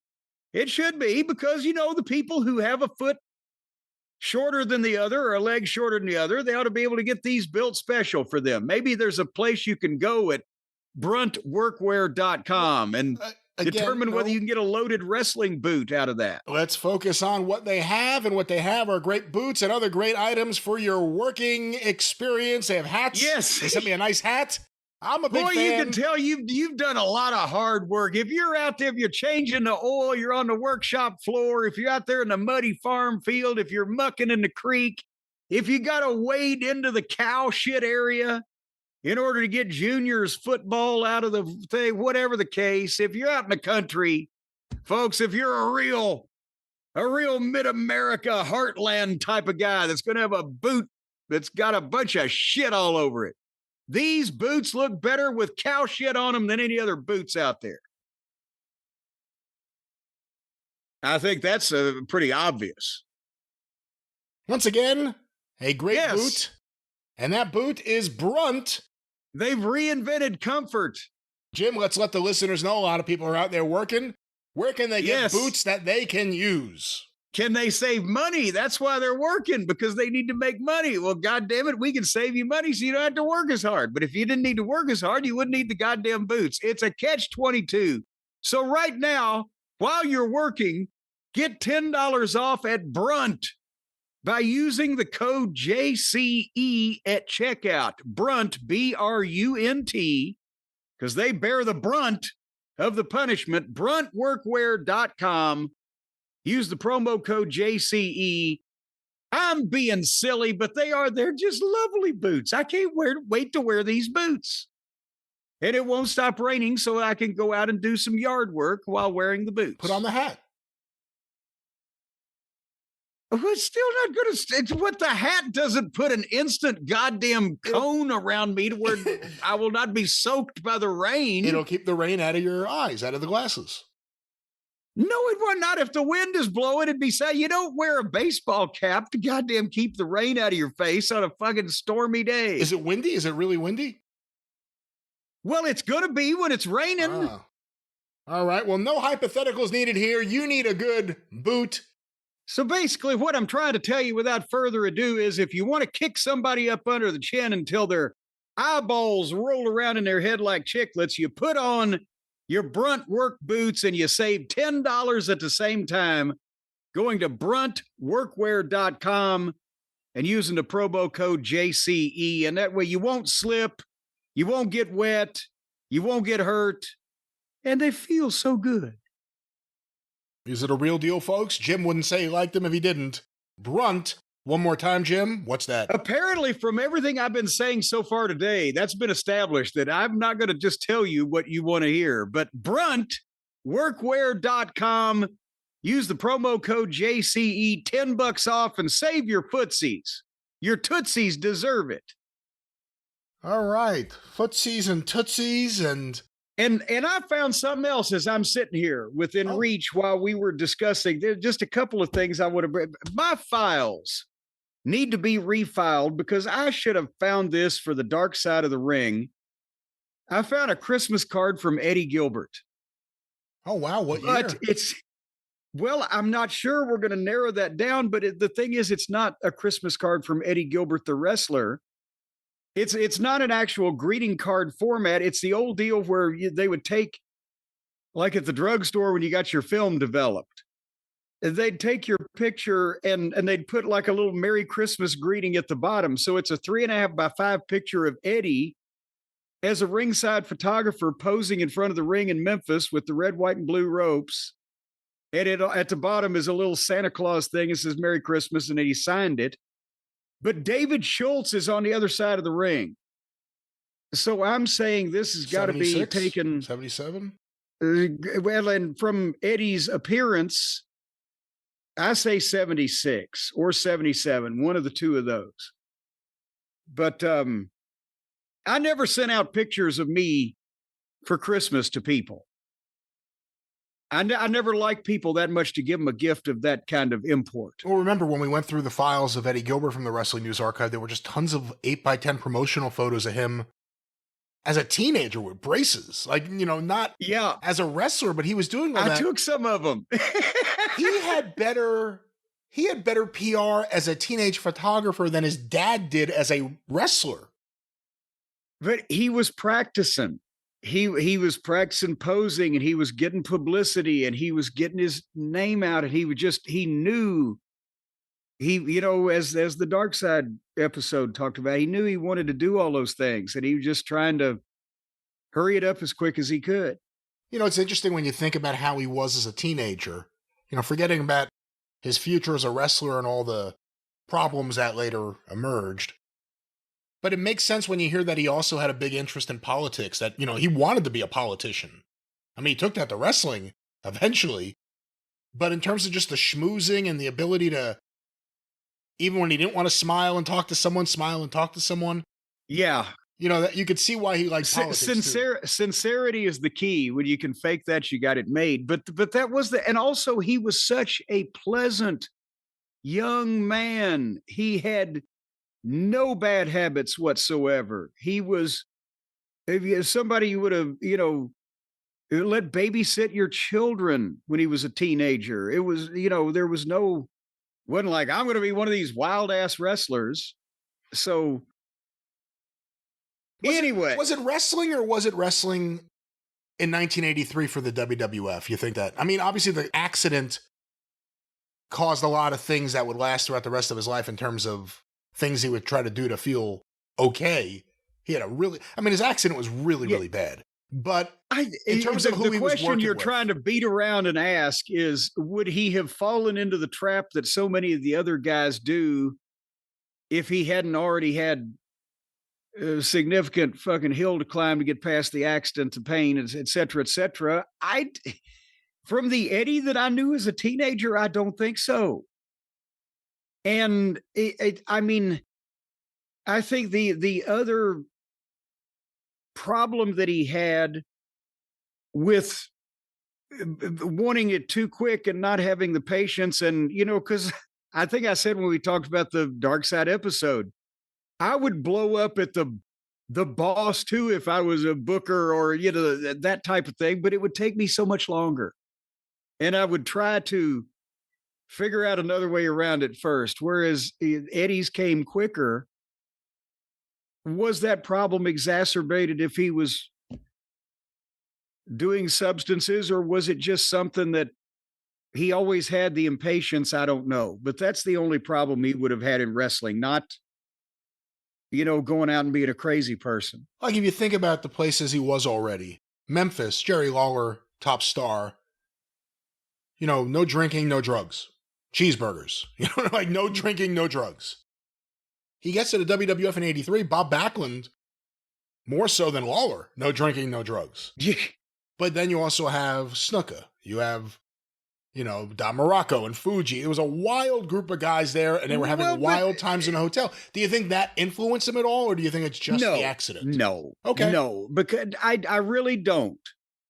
It may have made it easier for him to get the shit that he needed once that he got his fucking neck caved in by the truck, but I don't think that he was a person at that point that was, I need to fucking jump in with these guys.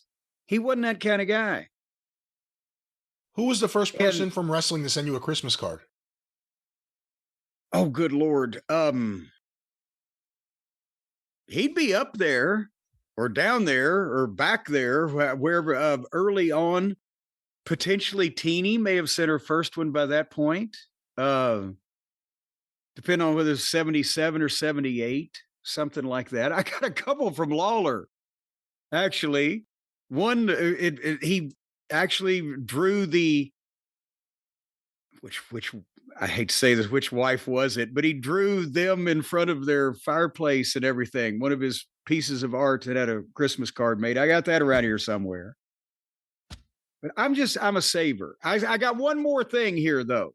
And then I'll turn your show back over to you. Because you mentioned Lawler.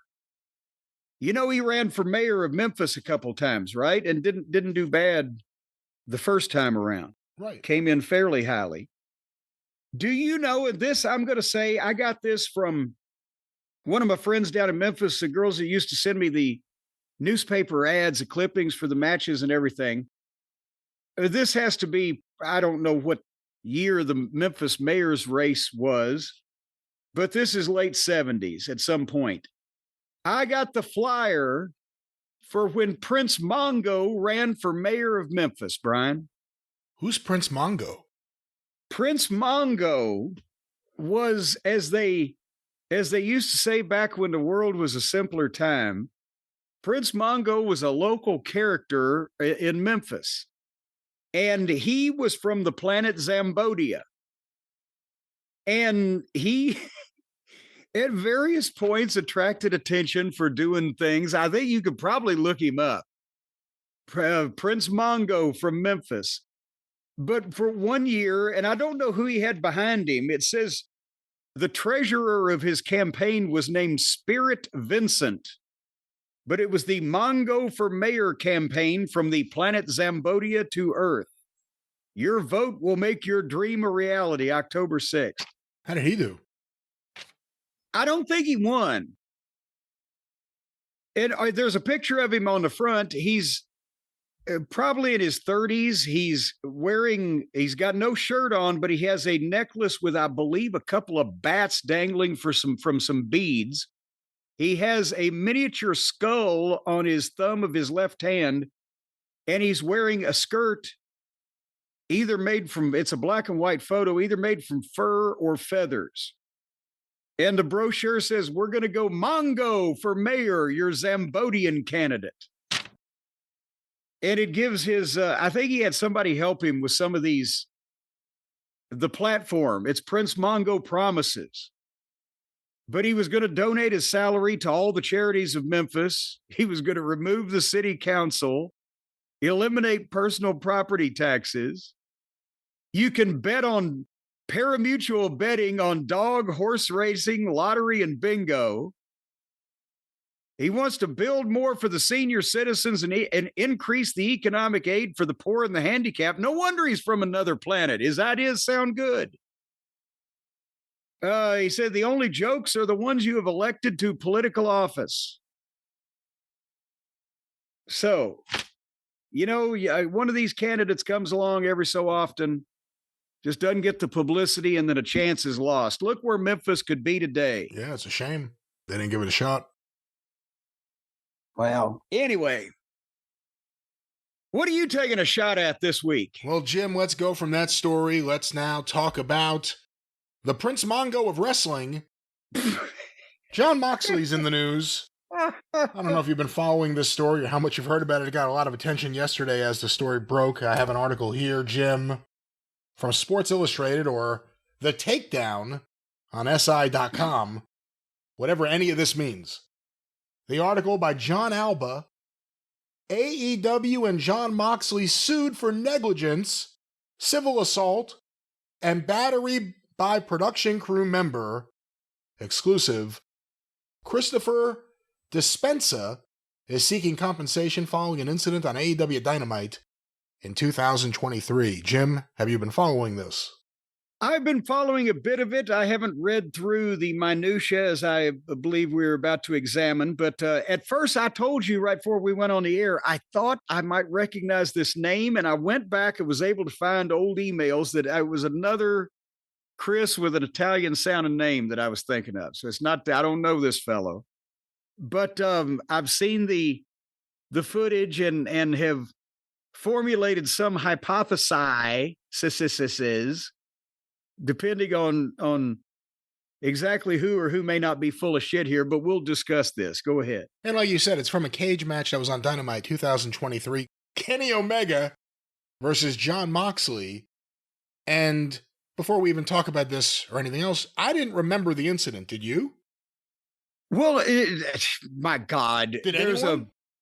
Did anyone know? Because there's much more violent chaos than this going on every week. That's why you can't remember, things like this. But, from the clip, again, it's nothing out of the ordinary that people would have remembered based on the things that AEW do as a work and as part of the program.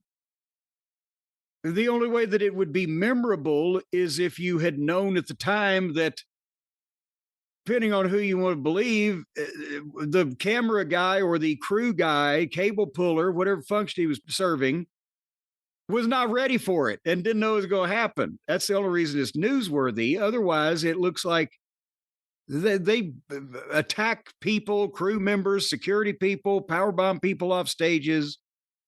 This didn't look like anything noteworthy at the time. Well, again, back to this article from SI.com. A production crew member who has worked with All Elite Wrestling since 2019 has filed a civil lawsuit against the company and AEW World Champion Jon Moxley, Jonathan Good. In it, he alleges various degrees of negligence by AEW and Moxley, alongside civil assault and battery against Moxley concerning an incident on AEW Dynamite in 2023. The lawsuit was filed against the parties on May 30th in the Wayne County Circuit Court by Christopher Dispenza, a longtime wrestling and entertainment production crew member who started doing contract work with AEW in 2019, which is, by the way, the year that AEW started up on TV. Yeah, it would have been hard to start before that. Dispenza is not a direct employee of AEW and provided services to Broadcast Service Group, which supplies crew for AEW.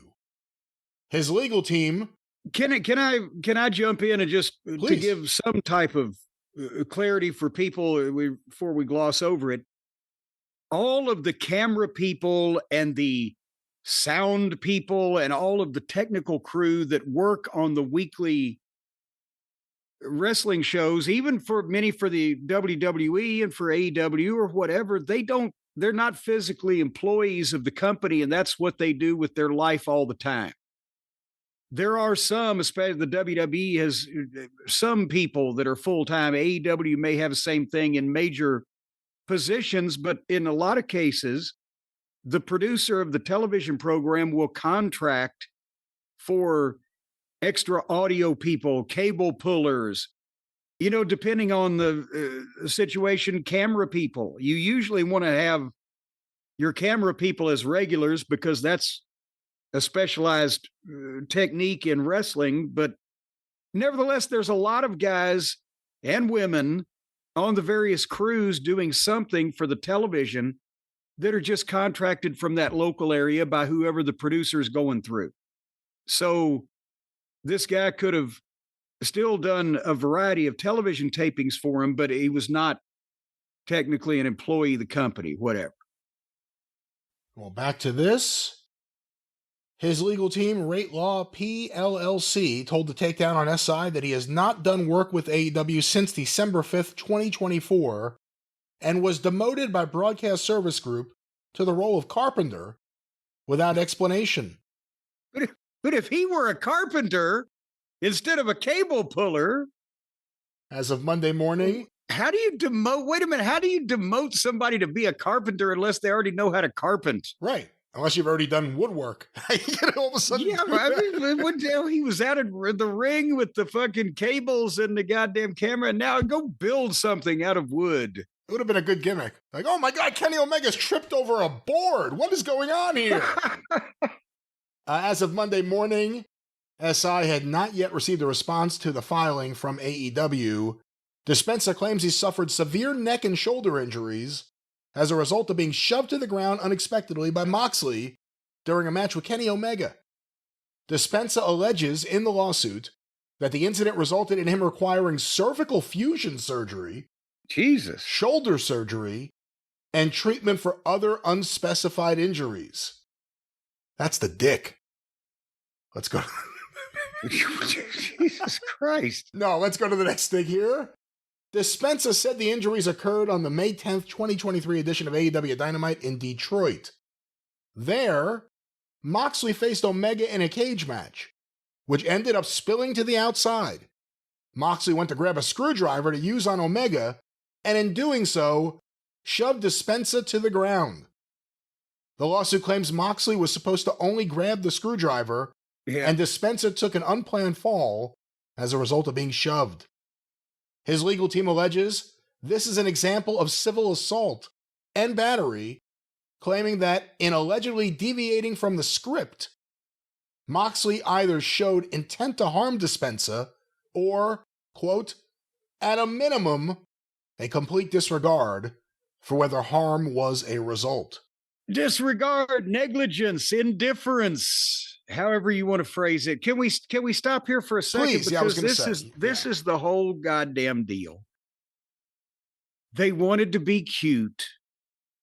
And this was when they were using the screwdriver. Remember when the screwdriver was all the rage before the golden scissors and the goddamn, then the enema bag became a thing. I don't know what the fuck. But they were trying to be cute with how does Moxley suddenly produce a screwdriver? Well, there's a crew guy at ringside and he's got a screwdriver in his pocket. And Moxley, you see on the clip, goes up and snatches the screwdriver out of his pocket or his belt or whatever it was hanging off of. You see that on the video. But then you also see Moxley snatch this guy and bring him in a little bit and give him a shove yes, Moxley is trying to, again, to portray this alleged badass image he's got, and he's dangerous and he's whatever. But what he did was he got carried away, went into business for himself, because apparently, from what this suit alleges, and I can believe, and I'll tell you why I can believe in a minute, the guy didn't know he's going to get fucking shoved or thrown or pushed or whatever. And he's not a professional bump taker. And that's why I think if the guy had known, hey, Moxley's going to grab you and fling you, unless they can find some documentation that he wrote down on paper, oh, I'm okay with taking a bump and him throwing me, signed crew guy, then why would they not get some indie fuck to be the cable puller or whatever, so he could stand there holding a screwdriver and take a bump? It was Moxley going into business for himself, and the guy didn't know it was coming. Now, again, when you looked at the video, it's not the most horrible bump anybody's ever taken, and that's why everybody was on Twitter, that everybody that wanted to defend AEW was like, this guy is trying to soak a billionaire, he ain't hurt, that wouldn't have hurt anybody. And everybody who likes or doesn't like AEW is going, yeah, Cornette said this all along. I said one of the fans was going to sue him for being stupid and getting hurt. You know, and them hurting them. I didn't say they were going to sue him for the crew being stupid with the crew, but that's a whole new level of stupid. But if the guy has been a cameraman, I don't know what he was. Again, he didn't have a TV camera in his hand, but maybe they stuck him out there to have the screwdriver. He couldn't have the camera. He was pulling cable, whatever he's doing. But a lot of camera people, if they're sitting there with a fucking however many pound camera on their right shoulder, holding it for hours at a time, they develop shoulder and neck issues. And then if a guy gets shoved down on that, as we saw on Raw with Liv Morgan, we'll talk about, but I mean, people splashed their mattress in bed harder than Liv Morgan went down, but she separated her shoulder for a shoot because it was just time. What if he separated his shoulder because it was just time? He had a bad one. He was going to go. He didn't know he was going to get shoved by some fucking goof. Whatever the fuck. The point is, if Moxley went into business for himself by grabbing the crew guy and shoving him around, or even if Moxley said, hey, I'll grab it and I'll shove you away. Okay, he was thinking, he'll shove me, not I will fling you to the fucking floor. Whatever. It didn't need to be done. And you can start reading because there's more to it, because they strung the guy along apparently for a while. But I mean, yet there can be ulterior motives to any lawsuit.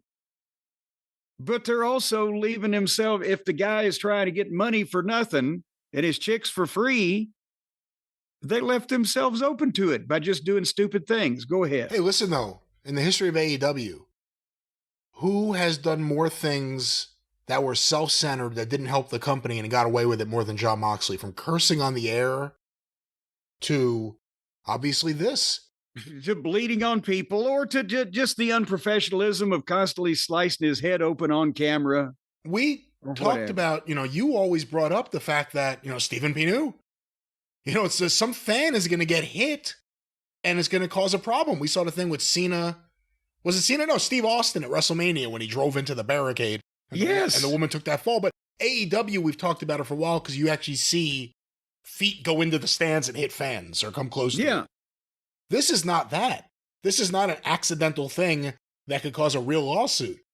This is a direct, Moxley decided to do something. This guy got hurt, according to him. He could sue. We never thought of this angle of it. We always thought it would be some fan who accidentally got hurt, not some production crew member. Not beating up part of the fucking crew. Guys, I have to get cervical fusion. I'm really in a lot of pain. All right, we're going to make you a carpenter now.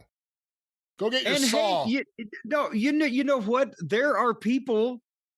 The guy that I ran over with my car when I was trying to kill Terry Landell 20 years ago in Knoxville. He actually had gotten elective surgery, is what they were saying, because he was a pill doctor shopper fellow thing. So but that does seem for the average person, and chances are against you want to get cervical fusion surgery just to try to win a lawsuit. Well, back to this, the lawsuit alleges that Moxley, here's a quote, had a history of disciplinary issues before the incident involving other people while under AEW's employee, agency, and or contractual relationship. It also says that these past disciplinary offenses by Moxley included a documented history of unpredictability. That's why Johnny Rods was blackballed from the business. That's right. We can't have that unpredictability-ness. As well as a lack of control by defendant AEW, all of which were known or should have been known to defendant AEW at the time of this assault.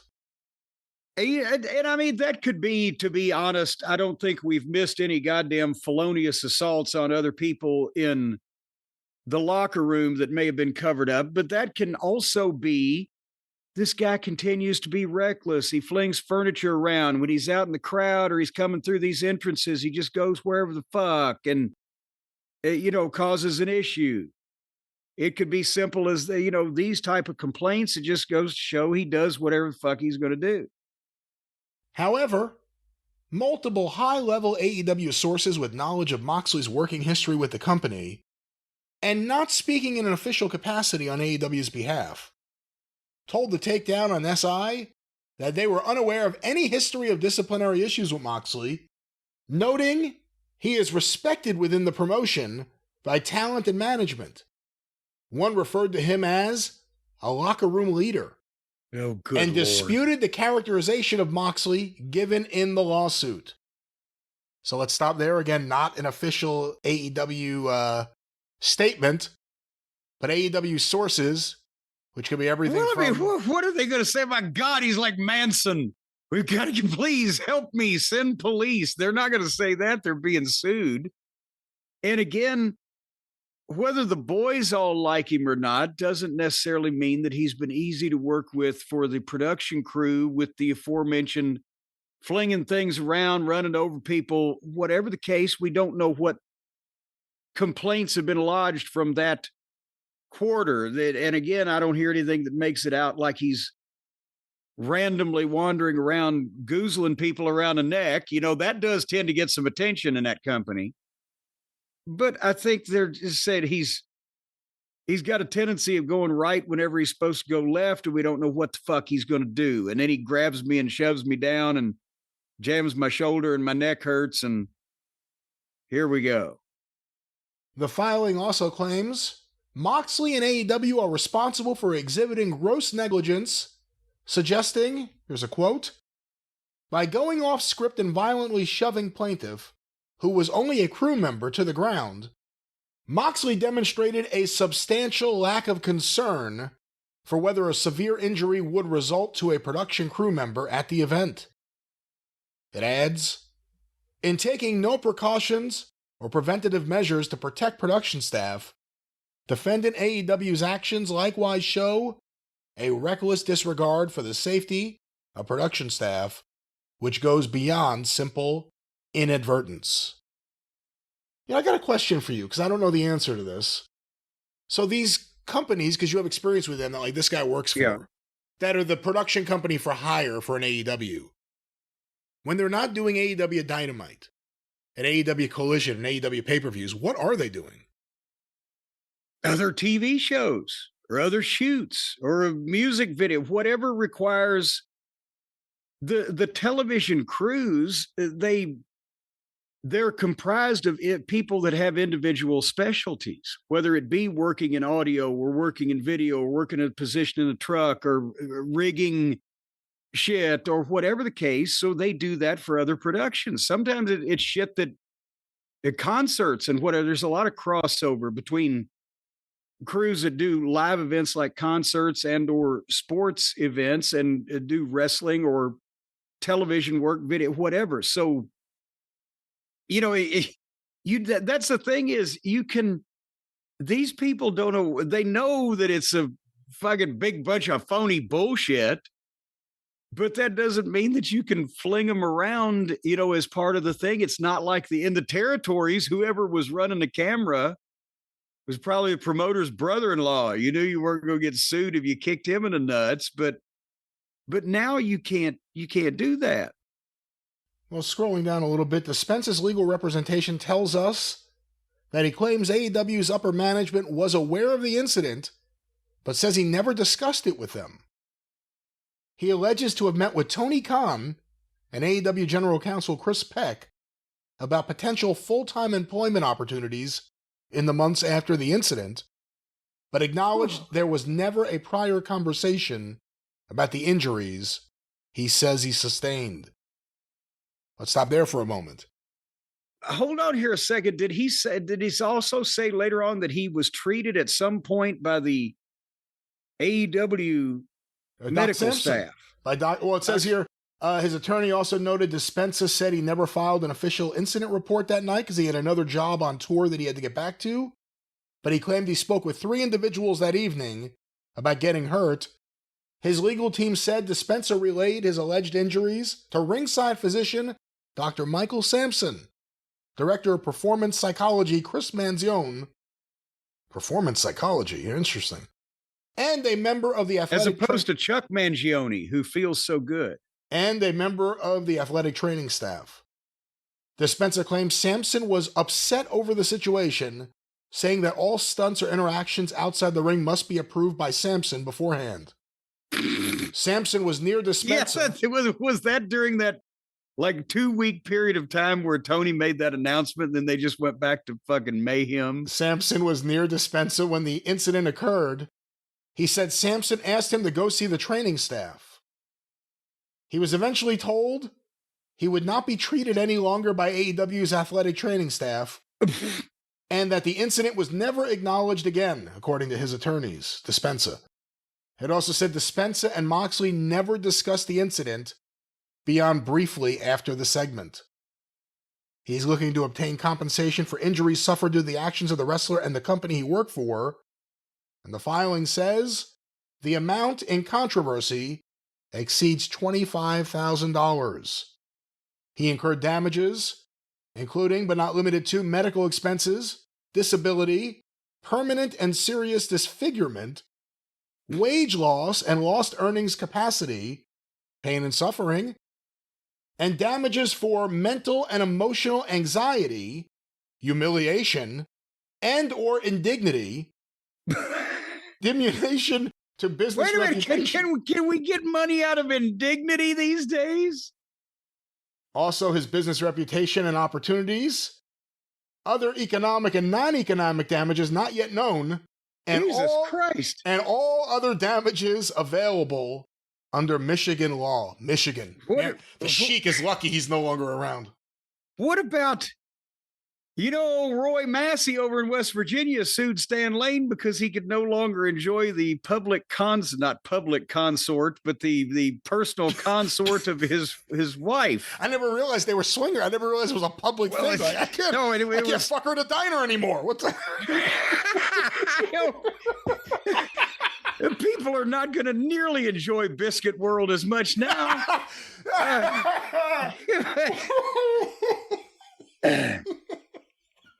But where I was going with that, let's pick up a couple of things. First of all, in excess of $25,000, people have picked up on that. Like, well, Tony could just pay that with me. No, that's not what they're asking for. That's a legal amount, a bar you have to clear that this is in this type of suit because we're asking for at least this much. I think the locale, the amount may vary, whatever, but they could be awarded millions of dollars and there's still that amount is in the initial filing. Secondly, like he said, he had a tour he had to get back to. He was probably doing something with some crew on some type of concert tour or whatever the fuck, and he didn't want to goddamn give that up. And of course, he probably got sore later on, but he told him he took a bump and they saw him take the bump. And then later on, he said that he didn't file an official complaint. But if he hadn't filed any kind of complaint or there wasn't any kind of issue, then why would Tony Khan and what's the fella's name? Is Lawyer Pecker? Why would Tony Khan and his Pecker? No, Chris Peck. Well, yeah, Tony Khan and his Peck. Why would they have been talking to him about it? And full-time employment, does that sound to you like every time that somebody remotely has a problem, Tony Khan has run to them and offered them shit? Or remember the legal team? What was her name? Megan, when she was on the legal team? Mega Parikh. Well, BJ Whitmer's ex-fiance or whatever, she had run to her and offered this, that, and the other thing. Sometimes they overpromise shit when they think that people are actively mad at them. Oh, we'll do this and that. My God, you could move in with Shad, my dad. I mean, anything. But then when it's not immediate, they just fucking slack off and forget about it. But then did they think this guy was malingering because he was wanting an adjustment every time he showed up at TV? And how would this directly have led? Like I said, this could have been the straw that broke the camel's back to previous injury or damage or whatever. But how were they not dealing with this in any more timely fashion when it led to him having some type of cervical fusion? There's still a lot of questions from both sides on this. Well, one of the big questions for me, according to this, and we're going based on his filing here, if he was hurt in December and he didn't talk to AEW about it beyond Doc Sampson, like he wasn't, and people who he talked to that night who he works with, but he wasn't running like the HR or anything. And then out of nowhere, a few months later, Tony Khan, the head of the company and the chief legal officer, 'cause I think Mega may have been gone by that point, just back to the Jaguars. They sit down and talk to him about a potential full-time employment. It's never brought up. We're just thinking out loud here. He says it's never explicitly said, but why else? Well, yeah, that's what I'm saying is that they tend to overpromise at the start when they say, oh shit, somebody's mad at us or we got a problem. Oh, we'll make them happy. That's Vince McMahon. That's what Vince used to do. Yeah, but he would at least follow through on some shit. Some shit. Sometimes. Some shit. But they just, again, how did it get this far that this guy's filed a public lawsuit that they couldn't figure this out twixt then and now? Yeah, and again, not knowing how their independent contractors on the production side are treated or what agreements they have to sign, if anything. If this guy doesn't have one of those AEW arbitration things and he could actually go forward with this. Oh, no, fuck no. There would be no. Yeah, they're in trouble. There would be no reason in the world for a crew member to have any type of. Honestly, I don't know why they'd have a written agreement with AEW of any kind, much less arbitration and anything. Crew members most of the time like that. And again, there's always exceptions. I'm happy to be corrected. But the average crew member would be an independent contractor in the audio field that has been being hired by, what was the name of the company? Broadcast Services. Sounds like a fake company. Well, no, I mean, they could, they got out of that phone booth and into a fucking bodega now for their office.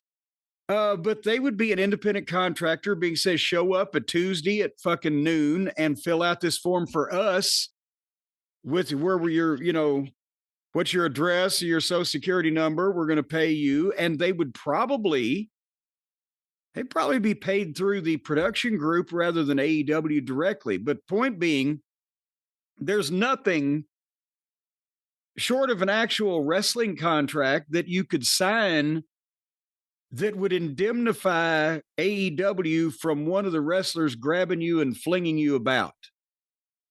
So it doesn't matter what kind of paperwork the crew member had.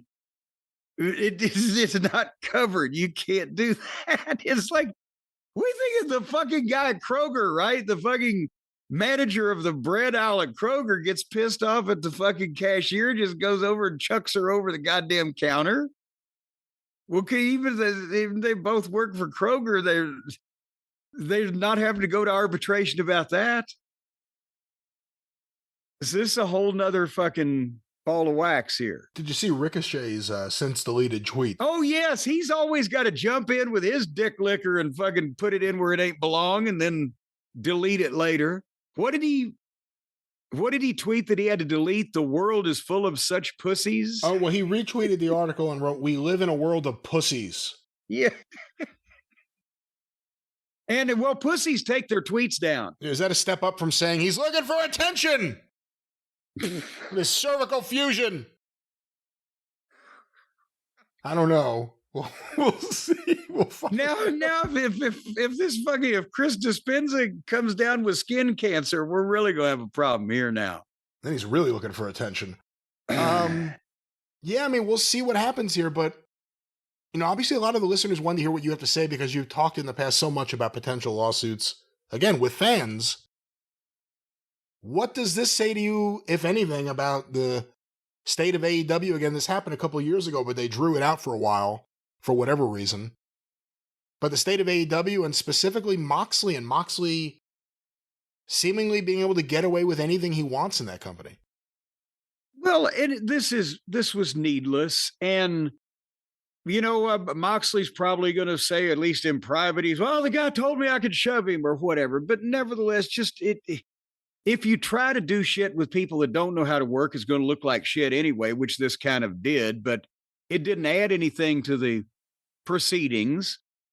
And it just causes, problems behind the scenes. But to the point of the matter, they've left themselves open for lawsuits. This guy being there to work instead of being there because he was a fan, they've actually done shit that should have got him sued more than this that we've talked about. But because the fans that were there that may have been the ones that have the case, the ones to be infringed on, they wanted to be there. They didn't want to sue. They like AEW, or they like wrestling, or they like the wrestler that landed on them, or whatever. So that's why you don't hear of anything like that. But this guy was just being paid to be there to do a job, and he don't give a shit. And now whatever's happened, that's the other. We need to hear more from the other side to find out what's the matter with this guy, why this happened that long ago. And there's these other conversations that have gone on and how we went from a shove down to a cervical fusion. But it's not like that he was predisposed in any way not to want to sue this billionaire and the big company if they were indeed responsible for something. So that's, in the old days, the fans didn't give a shit if you knocked Junior's teeth out, right? Somebody's going to pay for this, damn it. It's not like, but it was goddamn Ricochet. I love him. But this guy don't give a shit. He's not a fan. So that, that may be why this is the department that is sued first, but they need to just be careful what the fuck they're doing and pay attention to their shit. And in Moxley's case, not believe his own bullshit hype. We live in a world of pussy, says the guy who, last I saw on social media, was arguing that he's better than Io Sky. Than a girl. Yeah, better high flyer than Io. He could do what Io Sky does, I think was his argument. Yeah, well, and you know what? The more I see of him, the more I think that he does a lot of things I bet Io Sky does. We'll just leave it at that. We will stay on top of the legal beat. But by the way, deleter, pussies delete their tweets. All right, Jim. Well, we will stay on top of this. The legal department will find out more. But, perhaps Mr. Dispenza, after the fact, or Moxley, at any point before or after, could just use a good night's sleep. Maybe that would have solved everything, caused less mishap, less problems, a good night's sleep. And of course, for a good night's sleep, you need a good bed. I think if Moxley had a night's sleep, but the night he was on Pluto, so the nights are hundreds of years long, possibly put him in suspended animation. But I'll tell you what, folks, for the rest of us, if you just want to lay down for 8 or 10, maybe even 12 hours, depending on if you're getting old or if you've had a snoot full, and you want to get the best night's sleep that you've ever had in your entire life, our friends over at helixsleep.com are going to help you out. That's Helix, like Felix the cat, but only with an H, Helix. And they do not put cat fur in their mattresses. Unlike most of the major manufacturers, no cat fur or cat gut will be incorporated into your mattress. Only good old-fashioned Christian ingredients that mattress gods intended it. Again, they have great mattresses. We can't really speak to what goes into it other than... Well, no, we can say that there absolutely is no cat fur nor cat gut. We can say that, yes. And I said again that it's only good old-fashioned Christian mattress ingredients, not rocks, barbed wire, bottle. There's no bottle caps. Folks, you can sleep on a Helix sleep mattress like you're a little birdie in a nest. Like that the mama bird has made this nest especially for you, and you get to lay there as an egg, and then you get to hatch and come out and chirp, and then you can eat worms on these mattresses too, ladies and gentlemen, like a little birdie should. Because they've got mattresses for all kinds of people. Whether you sleep hot, or you sleep cold, or you got sleep apnea, or you got back pain, or you snore, or you sleep on your back or your side, they've got specialized mattresses to either alleviate or accentuate your problem or your concern in the manner in which you want it to. All you can do is go to helixsleep.com and you take the little quiz. Then you answer some questions about how you'd like to be interred on this thing. And then they will predict the perfect mattress for you. It comes to your door. Actually, it's accompanied by human beings. It doesn't just walk there. And then you take it out of the box and fluff it right up on you. But take the old mattress out first. You don't want that in there. It'll get crowded. And then put this one in and take the old mattress out and back and just put a sign on it that says, just carry this old piece of shit off. Because you're going to get rid of grandma's sour belches and cousin Timmy's farts and all the various other things that the dogs and the cats have done over the years. You're going to get you something something clean to sleep on. Something fine to sleep. See the bird shit on it too. Something fine and nice to sleep on. And guess how much money you're going to save? This is going to blow your mind. If you were ever going to get a Helix mattress, as we've been talking about them for years, and many people have, they have told us this, they have registered the proof with us of this, but some people haven't. If you're ever going to get one, then now's the time to get it, because you're going to get 27% off site-wide for the big 4th of July sale.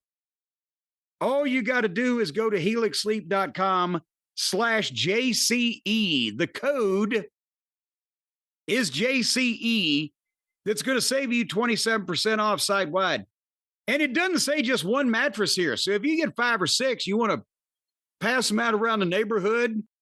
Maybe you'd like to see the next door neighbor's wife on a brand new bouncy mattress, or at least in your own mind, you'd like to see that. Again, it doesn't have to be bouncy. The great thing about Helix is the mattress can be exactly what you want it to be. It's have you seen the next door neighbor's wife? It needs to be bouncy.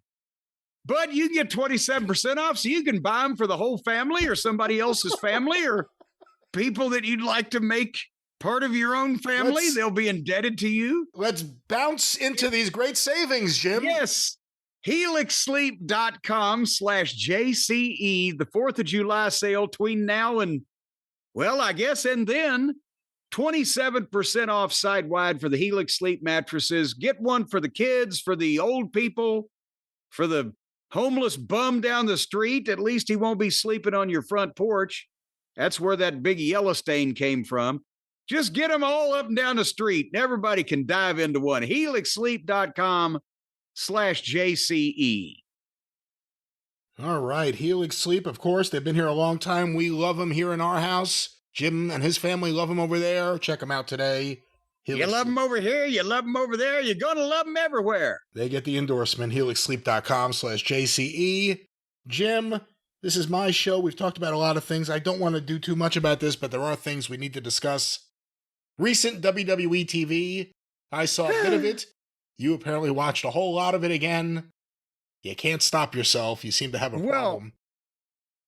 I wouldn't say a whole lot. I wouldn't describe it as a whole lot, but we have to keep up on the major happenings. And I have some notage here because one of them was right down the road from me. Lexington, Kentucky was the home of SmackDown on June 13th. Rupp Arena, 11,900 people, so half a house. Yeah, it's not fair because it's Lexington.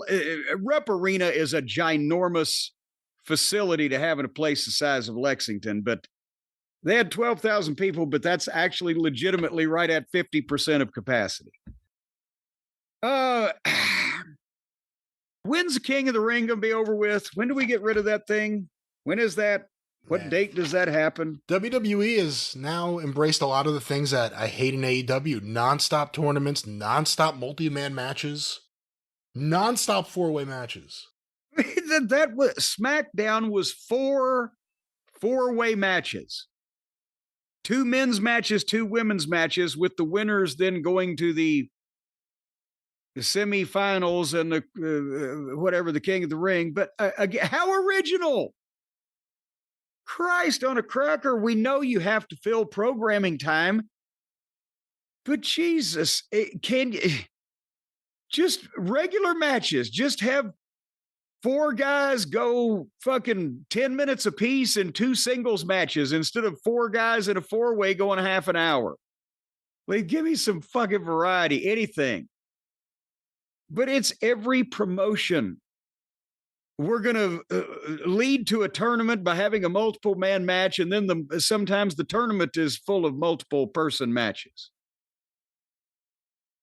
So we're going to hit the high points of what the Stars did on SmackDown last week just to keep you up on it, because it's already been a while and I don't care. Except they've got the thing going with Cody and Cena. Cena came out. They do the dueling chants again. He's a great promo. He has great delivery. He knocks everybody. He's very well spoken. Everything takes for fucking ever. And then Cody comes out and gets a big pop. and then they stand there and look at each other for a while. And the people love it. They're looking at each other. Oh my God. He looked sideways at him. Oh my God, I'm coming. And I wrote, they're all alone. Why didn't Cody just beat him up? Because here's the think about it, Brian, when we used to watch wrestling, when wrestling television, regardless of what company was producing it, when the announcer was interviewing the talent and it was presented as a sports presentation instead of theater in the round, even though the announcer might be just a little guy or an old guy or whatever, the sight of him conducting the interview with the guys that were arguing with each other led you to believe there was still some element of control, and therefore that's why my hero, the babyface, doesn't just haul off and punch his prick in the face. Subliminal, but it was there. Do you feel me? I mean, I think a problem in wrestling for a while has been the babyface never does things to make it actually want to get behind him. Remember? I mean, again, it's not Cena and Cody, but Daniel Garcia coming to the ring with a crowbar to confront FTR. And then the first words out of his mouth are like, I wish I could do something to you guys. Well, you have a crowbar, asshole. Do something. Yeah. Baby faces hit the ring for people he should be livid at Cena. He should hate Cena. Instead, they just want to give each other speeches. It doesn't make any sense. But again, the 20-minute speeches are bad, and then there's elements that they could have visually that makes it seem more legitimate and like there's some control, and that when things break loose, it's against the norm, it's taboo, it's shit that shouldn't be happening, rather than just anybody can come out anytime, say and fight anything, and we're only going to send people to break it up if we feel like it. And so they talked to each other, and then Orton's music played.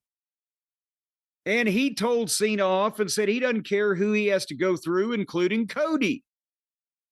And then LA Knight's music played, and he wants the title too, and he's going to win the King of the Ring. And then Cena got fed up with goddamn, listening to everybody. So he started walking out, and Ron Killings jumped on him, and security got on top of him. And we were 25 minutes into the program for everybody telling each other off. And then Killings got 15 seconds of physicality. And that's I'm sick of that's John as Cena. long as an episode of Seinfeld. Yeah, I'm sick of John Cena. I hate to say it, but I'm completely sick of John Cena. And I'm not saying it's all him, but I said it before, that incident with The Rock, Cena's return, ever since that period of time, for me at least, my sensibilities, everything's kind of off base. And the shows have become real slogs more than any time since Vince. And I'm not enjoying it at all. That's the thing. I'm not as down on Cena as you are, but I'm just down on God damn it. It takes literally 30 minutes for all these people to end up coming out, telling each other off, and somebody gets punched the face 3 times. For a half, that's a full episode of a half-hour situation comedy, and these people ain't that fucking funny. And then they had the first of the men's 4-ways with Carmelo against Orton, against LA Knight, against Malachi Black. And another element that I don't like came up. We can just talk about that. I didn't watch the match, don't care. But in the finish, Bronson Reed comes out and jerks LA Knight off the top rope. And then Braun Breaker comes in and spears LA Knight in front of the referee. And then Carmelo just in front of the referee, just because it's no DQ. And then I saw the referee can't do anything but stand there and look like a fucking idiot. And then Carmelo comes off the top like he's going to dive on LA Knight, but Orton catches him with the RKO and RKOs him on top of our LA Knight, and then pins LA Knight 1-2. So everybody beat up LA Knight. Nice way to give him an out, but the point is, if the heels can just interfere in front of the referee, because every match that you present on every fucking show is no disqualification, then it just becomes a groaner and a cheap way out and lazy booking. And you could at least try to figure out something else than just doing that right in front of the goddamn referee. Teach your talent how to perform complicated finishes with Swiss watch timing. A diversion here, a distraction there, a shot over there, whatever the fuck. Don't just have, everybody just come out and do whatever the fuck they need to do because you can't figure out any way around it. That's my thought. And then we were at 9:00, Brian. How'd you enjoy this thing? I think I was already done by this point. Then they're training me. I don't have to watch these shows. I could just watch the pay-per-view. They'll catch me up on everything that took 4 hours to do. And whenever I watch these shows, I end up getting mad. I watched a bit of Raw we'll talk about. And then once I got to that point in the show where I'm like, there's no more for me, I turned off. But SmackDown has been really bad. Another thing we probably don't talk enough about, if you think about it, since the end of the Bloodline, how much of that show was eaten up by the Bloodline arriving, the Bloodline having drama in the back in their locker room, Heyman teasing something with someone, the Bloodline getting seafood, and then the Bloodline come out at the end of the show. There's nothing to hold the show together right now. It's just, hey, let's put a bunch of stuff out there. Everyone has a 4-way. You get a 4-way, and you get a 4-way. It's not a good show. And Cena, like I said, I like the way he screams and gets angry, but then he goes for 10 minutes, and nothing leaves you wanting more. You feel like you've seen it all, and then he comes out and does another promo. It's like, yeah, this is kind of the same complaints he had last time. Well, now he's coming back out here in a minute. I know. He can't stop. They can't stop. Because people weren't sick enough of the first segment. Let's get more Cena. But I mean, that's the thing is we're going to see from this. And again, it ain't going to take too long to see it. And then Raw, it's promos and multiple person matches. And that's what you got for a total of almost 6 hours between the 2 days. They were already to the 9 o'clock hour. Jacob Fatu, he's over. He's a star. The people love him. He's amazing. He comes out. He gets a few words to say. Just because we come from the same bloodline doesn't mean you can snake me from behind and take all my credit. And then Solo appears on the screen from their hideout.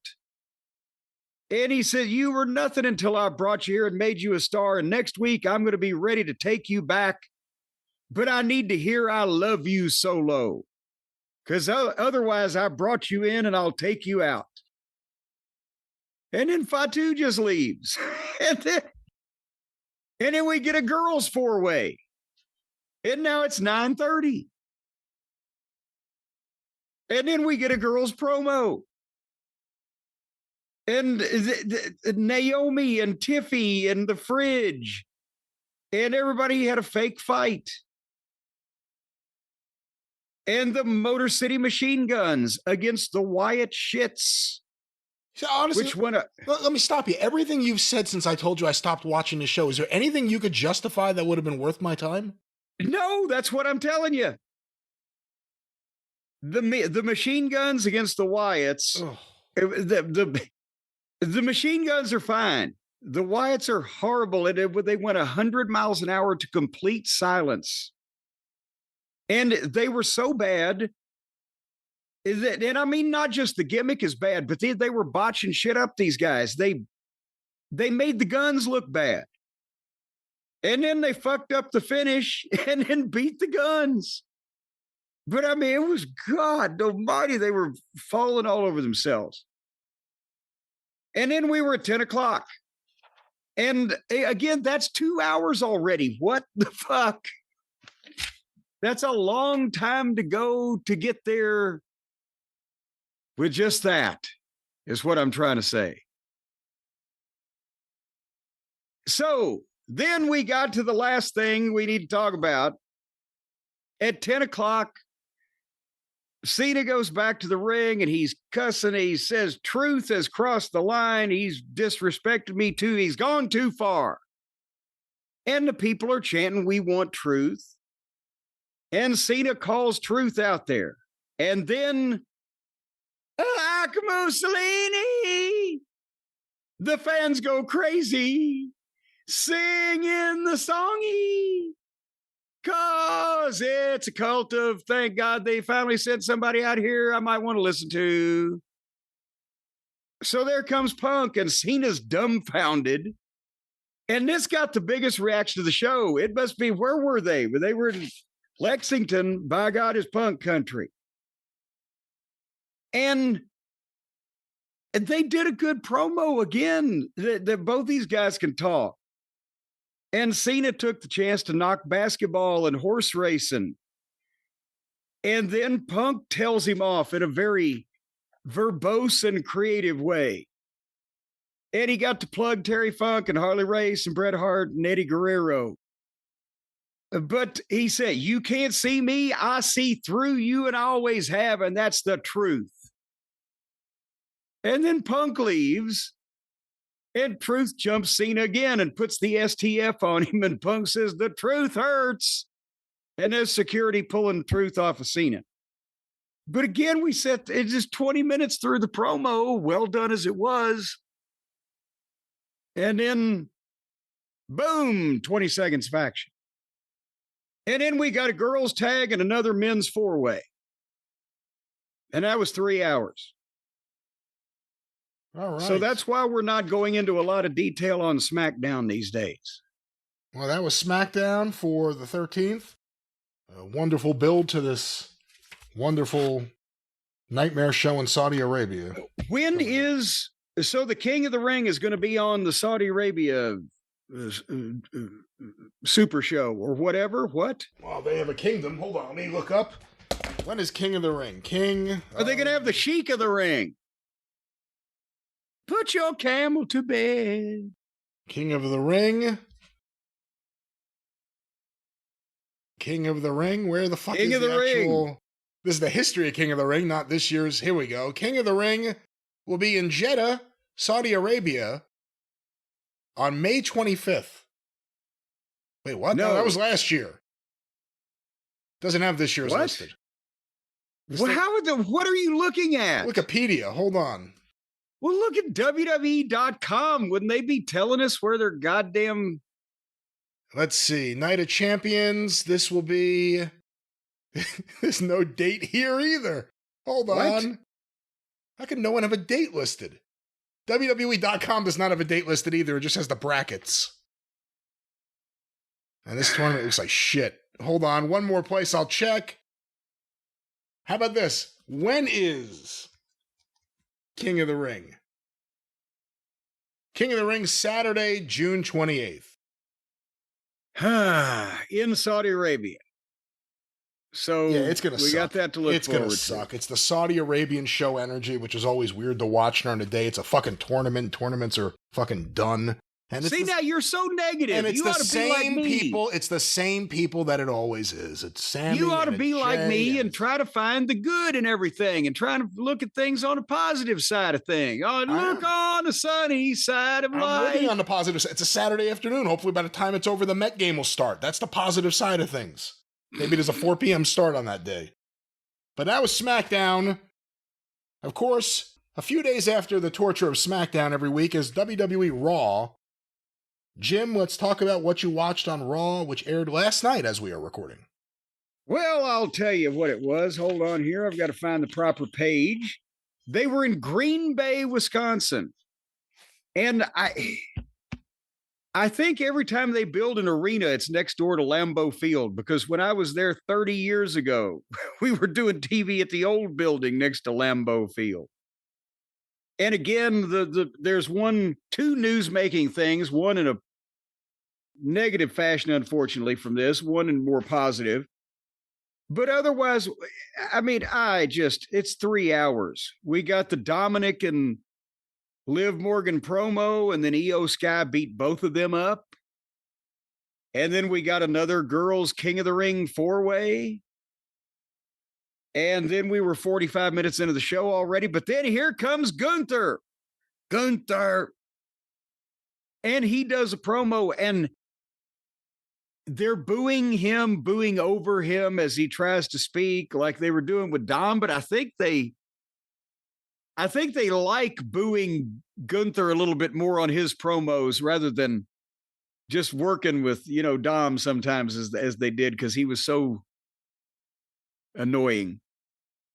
But he promoted, hey, Jay was better at WrestleMania, but every other night I'm untouchable. And I've heard rumors about what's next for me.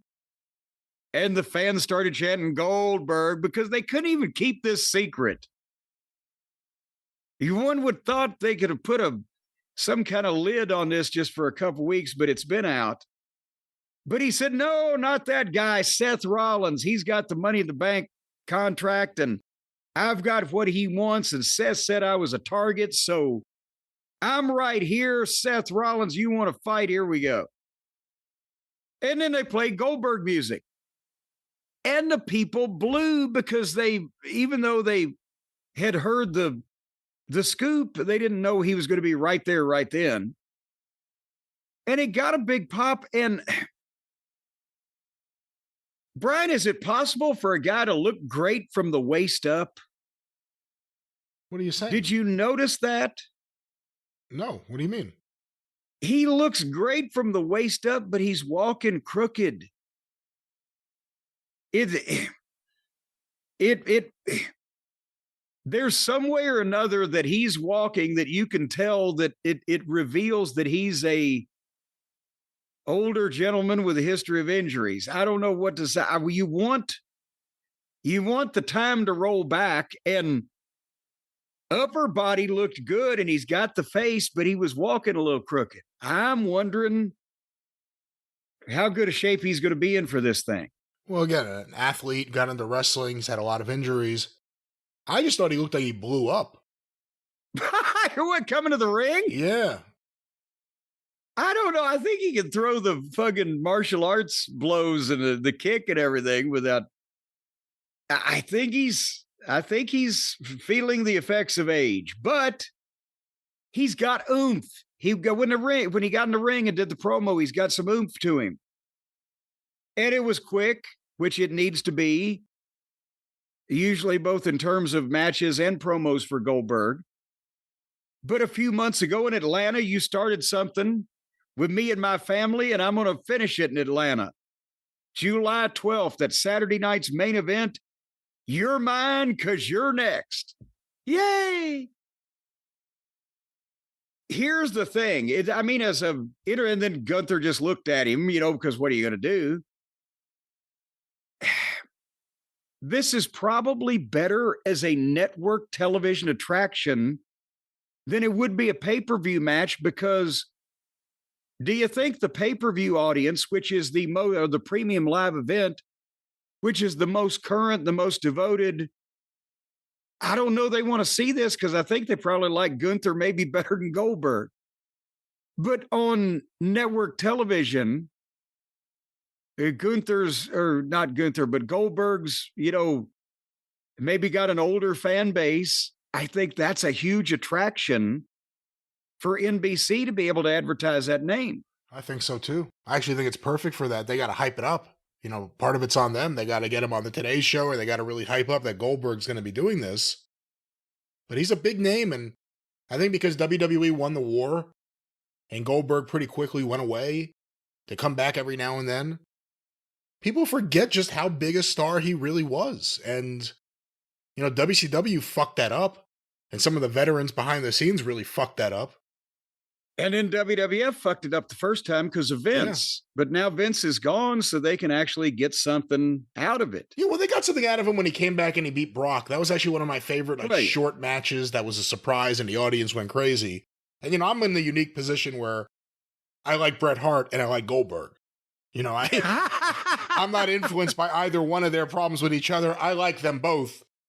And I think if done right, it could be good. Now, he's working with a very physical guy in Gunther. That's another thing that's, again, I think they could pull it off because I think Gunther's smart, but it seems to be a bit of a style clash.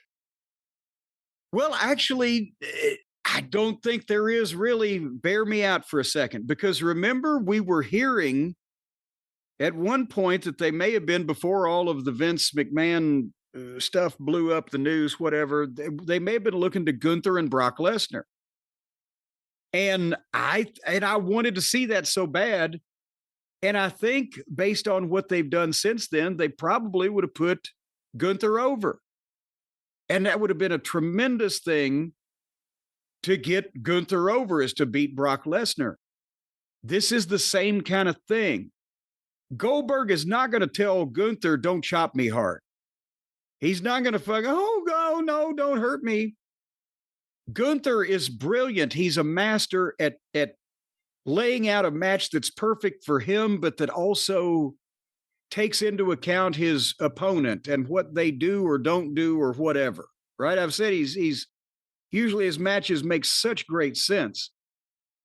It's going to be probably short, intense, hard hitting. That's what people are going to expect. That's what both guys got over with. And I think that Gunther will be encouraged by Goldberg to do his shit, because Goldberg doesn't want to come off as a pussy, because he can't go 30 minutes at a high rate of speed at his age, and whatever doesn't mean he's going to say, don't chop me or don't slam me or whatever the fuck. So I think they can really, I'm looking forward to seeing it. Goldberg wants to, this is his retirement match that he's talked about. Apparently, he wants his kids to see him. He don't want to look like shit. Gunther's the perfect guy to fucking have a match with Gunther, where they're not going to be doing fucking leapfrogs and goddamn moonsaults. So I like the idea of the match, and I think therein lies the only question I've got It shouldn't go long, and it shouldn't be a back and forth technical wrestling masterpiece. They need to hit each other hard for a short period of time. But what's the finish? Because Gunther's the champion, and there was comments put out, and I think Uncle Dave was behind it originally. I don't know, so that's why I don't take it as gospel. That's why they put the belt back on Gunther, because they wanted him to be the champion to face Goldberg. That doesn't really make a lot of sense, because I don't think they're going to make this for the belt. I don't know why they would. But at the same time, one would almost think that the fans would be happier at seeing Goldberg triumph in his hometown of Atlanta. And therefore, it especially would not make sense for the title to be on the line, because if the belt is on the line, Gunther has to win. If it's a non-title match, I would think Goldberg would win, but I would think that there would be some out for Gunther. I'm rambling now. Yeah, I mean, the other thing is we were told that his retirement match was coming. Is this the match? Because he was wearing a shirt that said, like, last ride or whatever, but they didn't say it, and I haven't seen anything bill it as the retirement match or final match. Well, here's the thing. They're already doing a retirement tour, and I think we need to see Goldberg one more time in some type of blaze of glory. I don't think it needs to be repeated viewing. This doesn't need to be a multi-part miniseries. This should be the last time, maybe the last time. Oh, I know. It's got to be. You don't have a warm-up match against goddamn one of the world champions before your retirement match. Well, we'll see what happens. I'm not expecting a 5-star classic, but I do want to see that match. A star from the past coming back to wrestle one of the biggest stars they have today.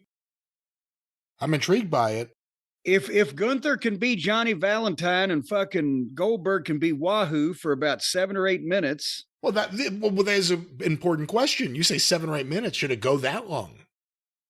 Well, I mean, you don't want to, on either guy's part, you don't want to just fucking let people down that they didn't see hardly anything. But I think that you can create chaos in under 10 minutes that still everybody would be able to keep up with on a cardiovascular basis. We've received a few emails about it recently, so I'll just sum them up for a question for you about this because it kind of relates. Do you think WWE is setting up Gunther for a babyface run? I don't know necessarily that they're setting him up for a babyface run, except that they're allowing him to fill a kind of a spot that isn't filled and doesn't normally, there's not a lot of guys usually that are good at it. In that he's the old kind of world champion where he's most of the time an obnoxious prick, but he has some kind of honor to him that he won't go as far as some of the heels. And it fits him. It's his gimmick that he wants to physically intimidate and dominate and be better than people. And sometimes he doesn't necessarily want to cheat to do that just because he wants to prove something to himself. The people admire his talent because he is tough, and boy, that chop lands, and, you know, goddamn, he's in great matches. So he's not going to ever work like a chicken shit heel. He's not going to work like Lex Luger, the narcissist, where he's the bodybuilder that, you know, he's gorgeous. He's a fucking foreign German, Austrian prick, but you can respect his talent. And it's hard to find somebody that fits that spot.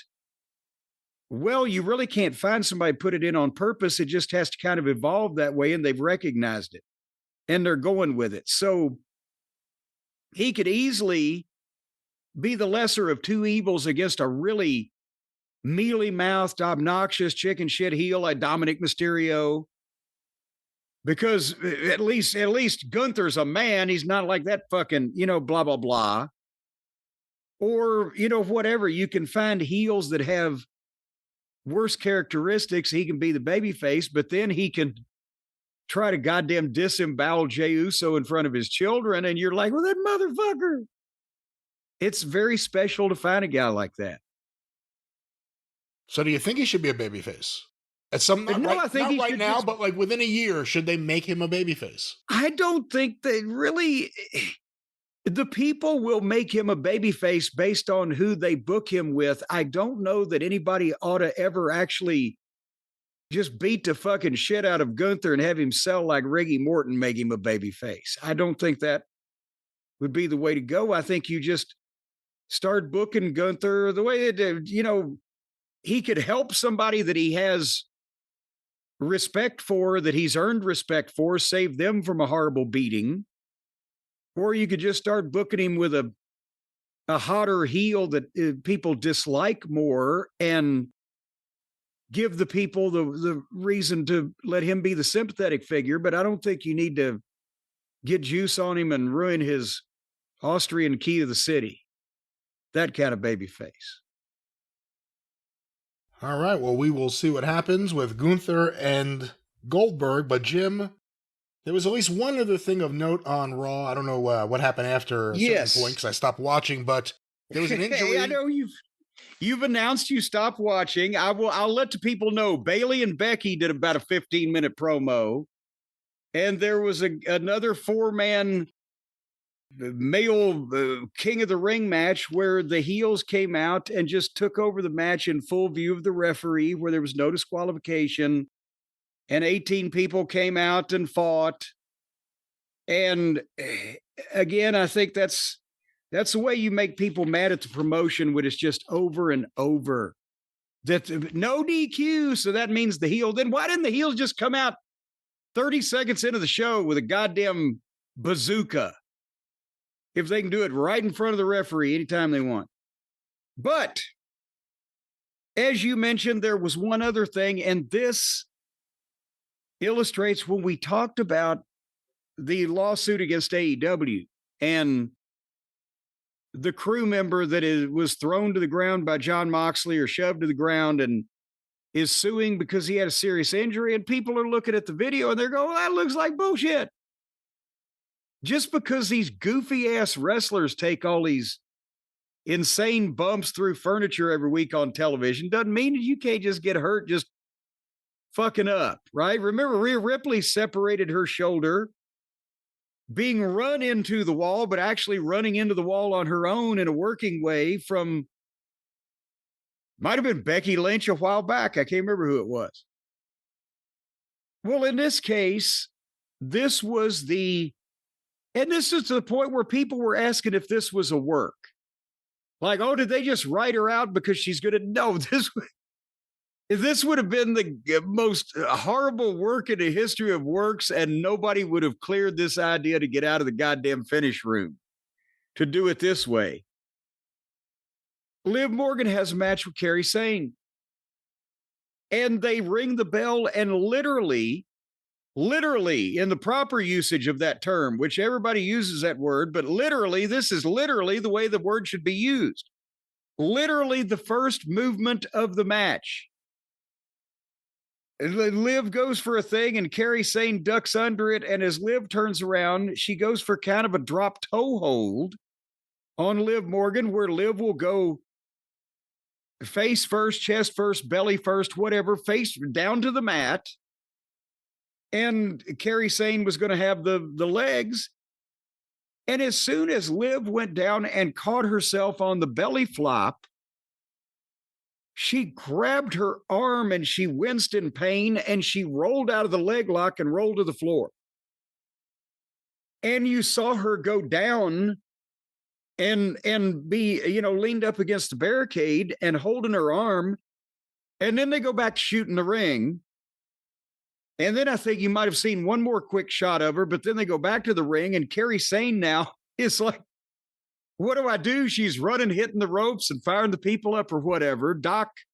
Not Doc Samson. He bailed out. He left the ship and went to the other company, but whoever their doctor is, cut his hair. Yeah, there you go. And he never has been the same Samson since he cut his hair. But anyway, whoever the doctor is, they went over to check on her off camera. They wouldn't shoot it. And then they just went to a break out of the announcer is saying, oh, Liv is being checked by the doctor. And then they just went to break. And when they came back, the match was already over. They announced that she had been taken out. They showed a replay of them helping her out with her holding her arm. And then the announcers had to kill time for a while because the only match left was their main event 4-way, and they weren't supposed to go this early. And then they got the word that it sounded like she had a separated shoulder. And it's believable because you never know. It can be a freak thing. And that's why we've always said so often, why are these guys taking all these ridiculous risks when it's already a risky profession? And now, having said, again, this didn't look like anything to write home about, that you would take a bump like this in any normal match, but it's just the right way that it happens. Especially on something that you're not, if you're not thinking that you need to brace for something, or that something is so simple, or I've done this so often, or this is not the part where I'm going to hurt myself, that's sometimes when it happens. And the guy who had Adam Cole jumped off that ramp to just jump down to the floor that he'd probably done 100 times and broke his ankle or whatever the fuck. Yeah, Punk jumping into the crowd, hit his foot on the guardrail, remember? Yes. I mean, it's the shit that sometimes you're not prepared for, but things happen. But so if that's her shoulder, which they say it is, then that's going to be several months, I would think, just because it takes a while to get the mobility and the strength and everything back. But, again, it can happen at any point. So we're going back to the Crew guy.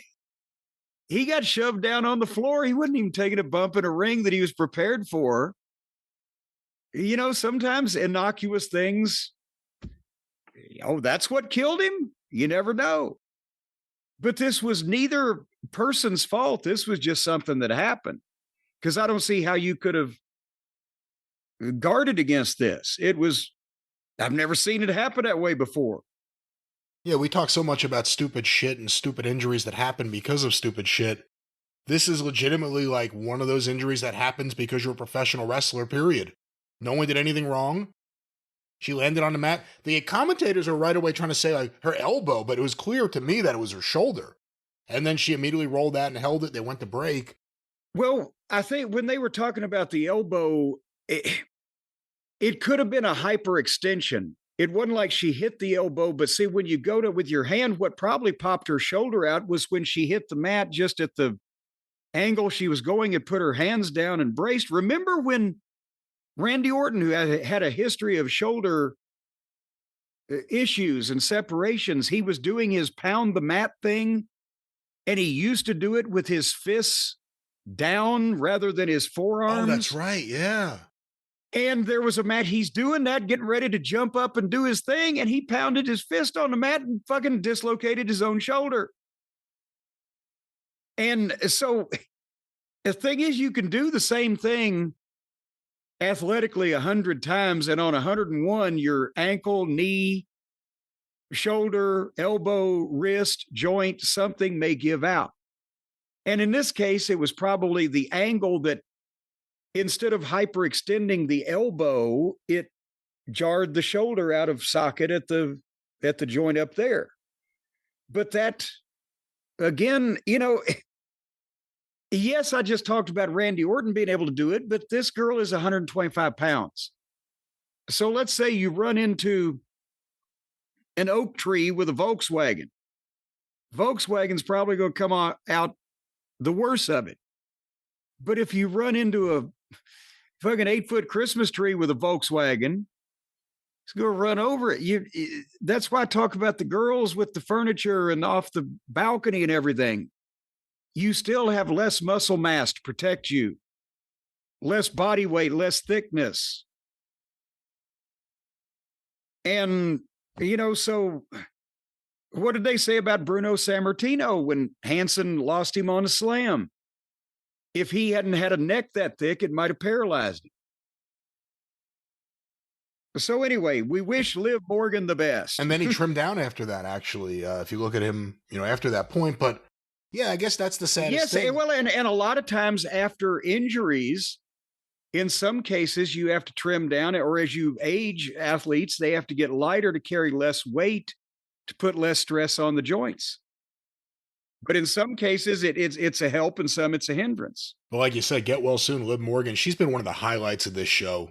Whether she's in a match or whether she's just causing chaos at ringside, she has been, in many cases, single-handedly the reason these Judgment Day segments work in the back. I guess she'll still be involved in the show. She just won't be wrestling, but she's been one of the very best on this show. So you hate to see this. But that's, again, it can happen anytime. Do not ask for whom the bump tolls. It tolls for thee. Yeah, I know you didn't watch it. The 4-way women's match, the return of Asuka. Stephanie Vaquer is really fucking good. And again, I don't blame you. I can't watch these 4-way matches either, for the most part. I've told you I've enjoyed the women in WWE a lot more than the men recently. Tell you what, the next time Stephanie's in a single match and it doesn't go a half an hour, I'll watch it just for you. I don't know if there'll be a case of that, because every match is a 4-way or a 3-way match. When was the last time any of these people had one-on-one matches? I don't know. But we'll stay on top of that. Any other Raw thoughts?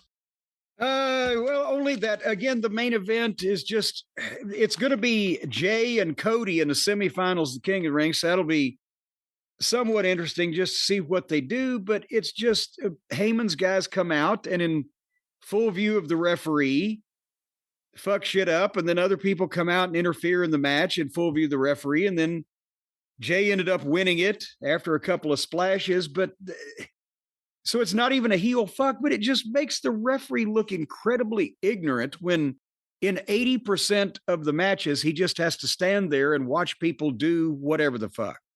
And they wonder why they can't get heat on the heels anymore. What do you think of the growing criticism of Paul Levesque's booking? I don't know that it's rotten. I think it's very slow. I mean, again, all of the personalities are over and most everybody is being used to the best of their abilities. I would love to see Gable a little more serious without the mask and a blah, blah, blah. But the talent seems to be in the right place. And they're stars and the people like them. They're over. It's just very little is happening these days. and for the long shows, I'm talking about... I don't mind having an interview with the top stars. Why is it? Does it have to be as long as the average episode of I Love Lucy, etc.? Vince may have hated tag teams, but Paul Levesque hasn't figured out how to book an exciting tag team division because you've got some talent. I'm not going to say the Motor City Machine Guns aren't talented, but by and large, the tag team matches, more than the women's matches, they've changed roles. The tag team matches are the quietest matches of the night. The fans just sit there. They're not invested in any of the teams. They're not invested in anyone needing the belts. Again, he doesn't hate it like Vince hated tag team wrestling, but he doesn't know how to book a tag team division either. Well, you can't have a tag team division that means anything unless some of the main event stars are in some of the tag teams. So that's the problem there. Again, Guns are a great team, but they've been presented as the same as all these other dipshits in the middle in 4 ways and 3 ways and everybody's sniping amongst each other and they're in their own little, a quarantined world where they don't interact with CM Punk or Drew McIntyre or whatever the fuck, right? So that's why people don't care. Well, Jim, that was Raw, and that's what's going on with WWE, and we'll stay on top of all this. But of course, someone who watched Raw and expected action, expected main eventers and main event matches, expected anything to happen over 3 hours besides unexpected injuries, you may want to sue. Well, I'll tell you what. You know what you should have done out there, fellow? What's his name? Chris Dispensary? Dispensary. Chris Dispensary. That's where he has to go now because of all the injuries he suffered. He shouldn't have been stoned on the job, but also Chris Dispensary, if you wanted to sue a wrestling company, you should have gone to somebody with experience at it, like this man right here.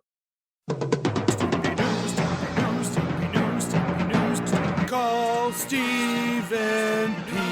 News.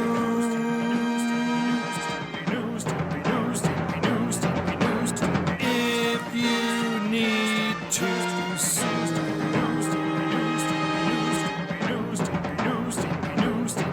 An outlaw mud show or two. Still to the rest.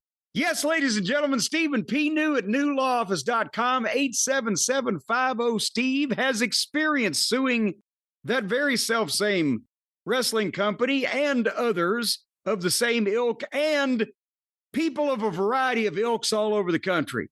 So if you've got some ilk that you'd like to be sued, then you can go to Stephen P. New and he will get even for you in a court of law. Or if it necessitates it, he'll go out in the back parking lot. And I've seen Stephen P. New pull a slapjack out and just wear a son of a bitch's board out. It will be in the courtroom with no slapjacks or blackjacks or anything I'm else. telling you, he's going to take a slapjack to your gourd, and he's going to wear that thing out. Your gourd. Is a slapjack the same as a blackjack?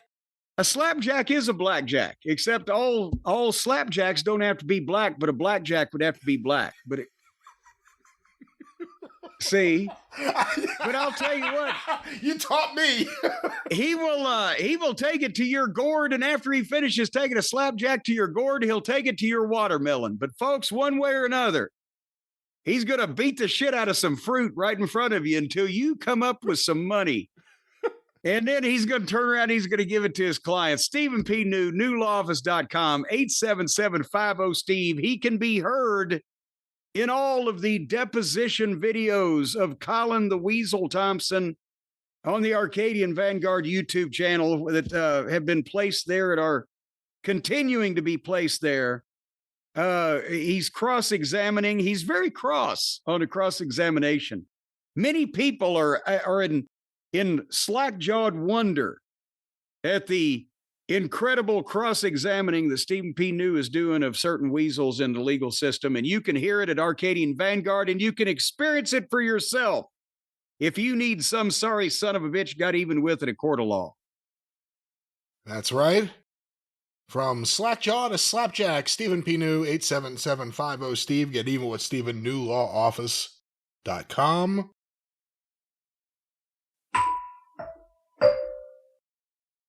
Oh, Jim, you know what that tone means? It means it's No, time. I don't. Nobody else does either. Oh, come on. You know what that means. It means it's time to move on here with the program. It sounded like the carousel ran out of fucking battery is what it sounded like. But it may not have been what I expected, but it was still a tone. Well, speaking of not what you expected, I have an update on something we were talking about earlier. Prince Mongo. I didn't realize Prince Mongo is still around, Brian. This was 50 years ago. I was hearing about Prince Mongo in Memphis. Apparently, not only is he still around, I've got an article online here from 2022 that not only is Prince Mongo still around, he has been on American Pickers. He's been one of the characters on American Pickers, apparently. And he is still, it says, and this is from 2022, he's been a fixture in many of the cities and Shelby County's mayoral campaigns for a good 4 decades. His real name is Robert Hodges, but as I mentioned earlier, he was local. He does not look the way I expected. Well, yeah, you've Googled him now.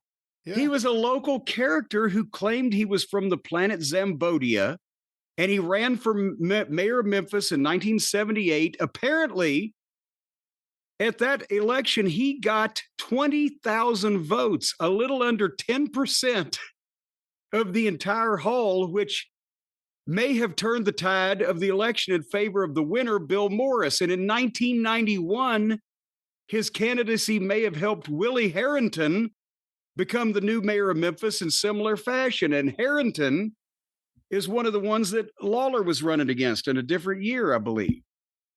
But let's see, just real quick. He once promised to give everyone an Uzi if he won the election.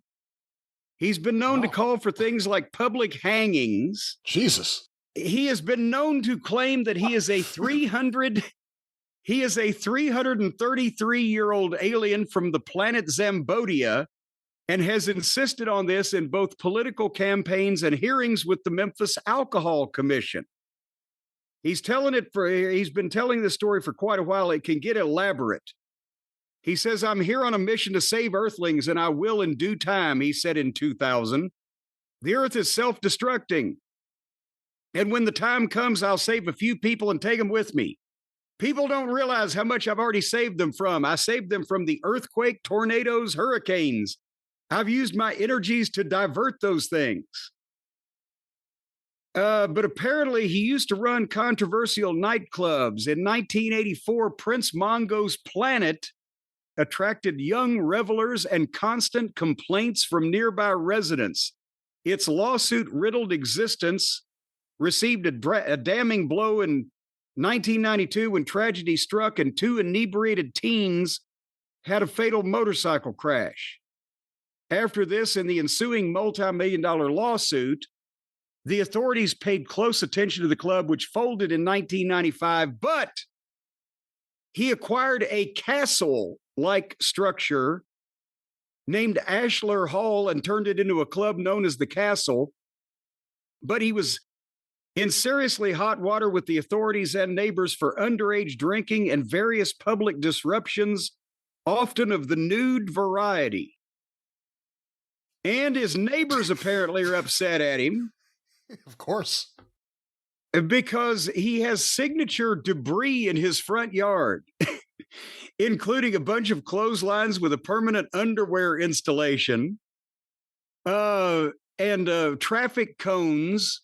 Well, again, without knowing too much about him, he lived in a castle, because there's a picture here of his castle from Action 5 News, Prince Mongo's castle.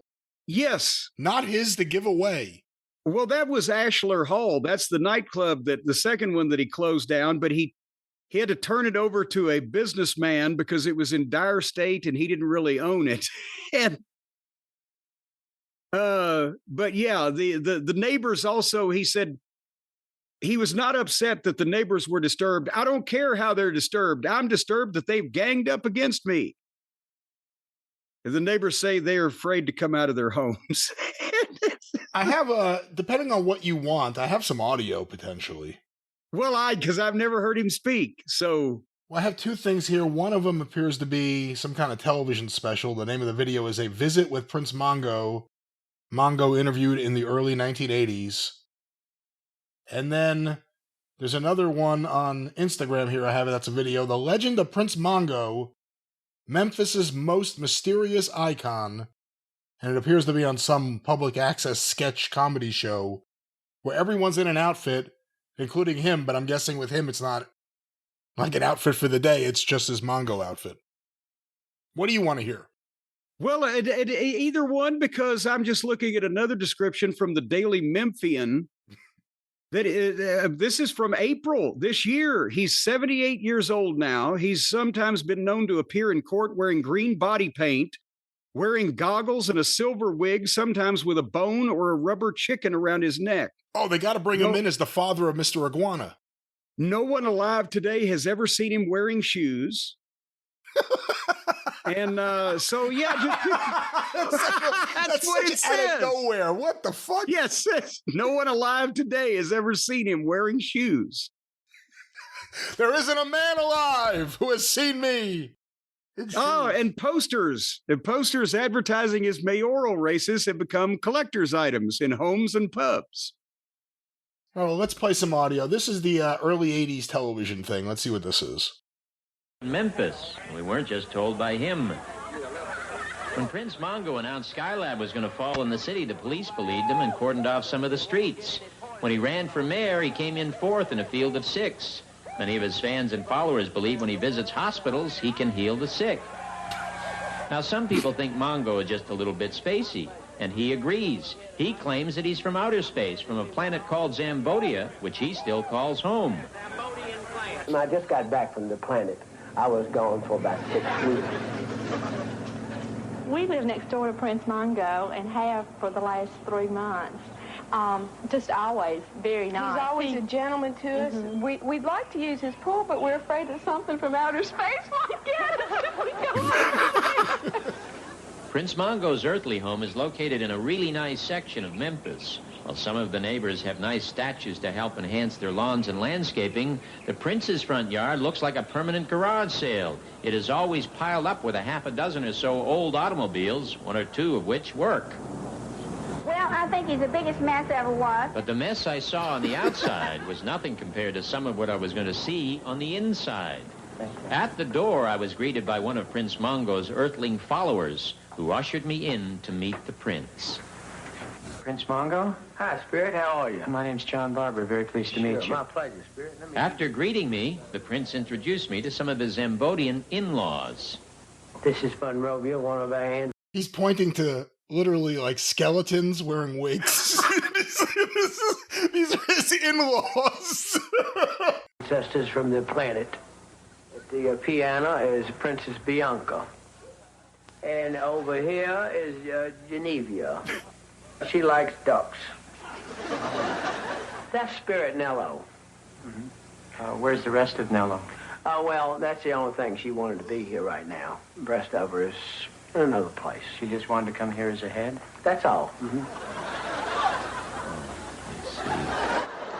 Relatives were the only old... All right, I want to hear more Mongo, so let me try this other thing real quick and see what this Well, and I'm just getting an update on the castle. Apparently it was built in the 1800s as a legitimate, real in Memphis? mansion. In Memphis, really? Wow. Yes, but then apparently he somehow came by it and ended up having to quit claim it to someone else who's trying to figure out what to do to save the land and property. But a contractor they hired pulled apart the roof, stole a significant amount of copper and much of the restaurant equipment from the building and skipped town. so apparently the fire marshal had problems with him over the years. The neighbors did, etc. Also, the place was going into disrepair. But even Mongo wasn't able to save it by one of his traditional blessings, which apparently... one of the traditional blessings that he gives is that if you come in contact with him, he will toss white flour on you. I hope it's flour. Let's go to this. Apparently he's going to speak on this thing. Prince Mongo!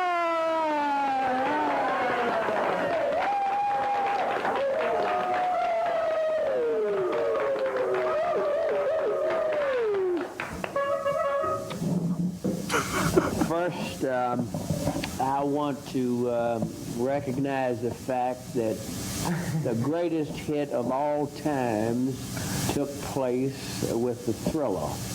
And if you listen to it closely, you'll hear me in the background. Does that sound familiar? Success is all that I know.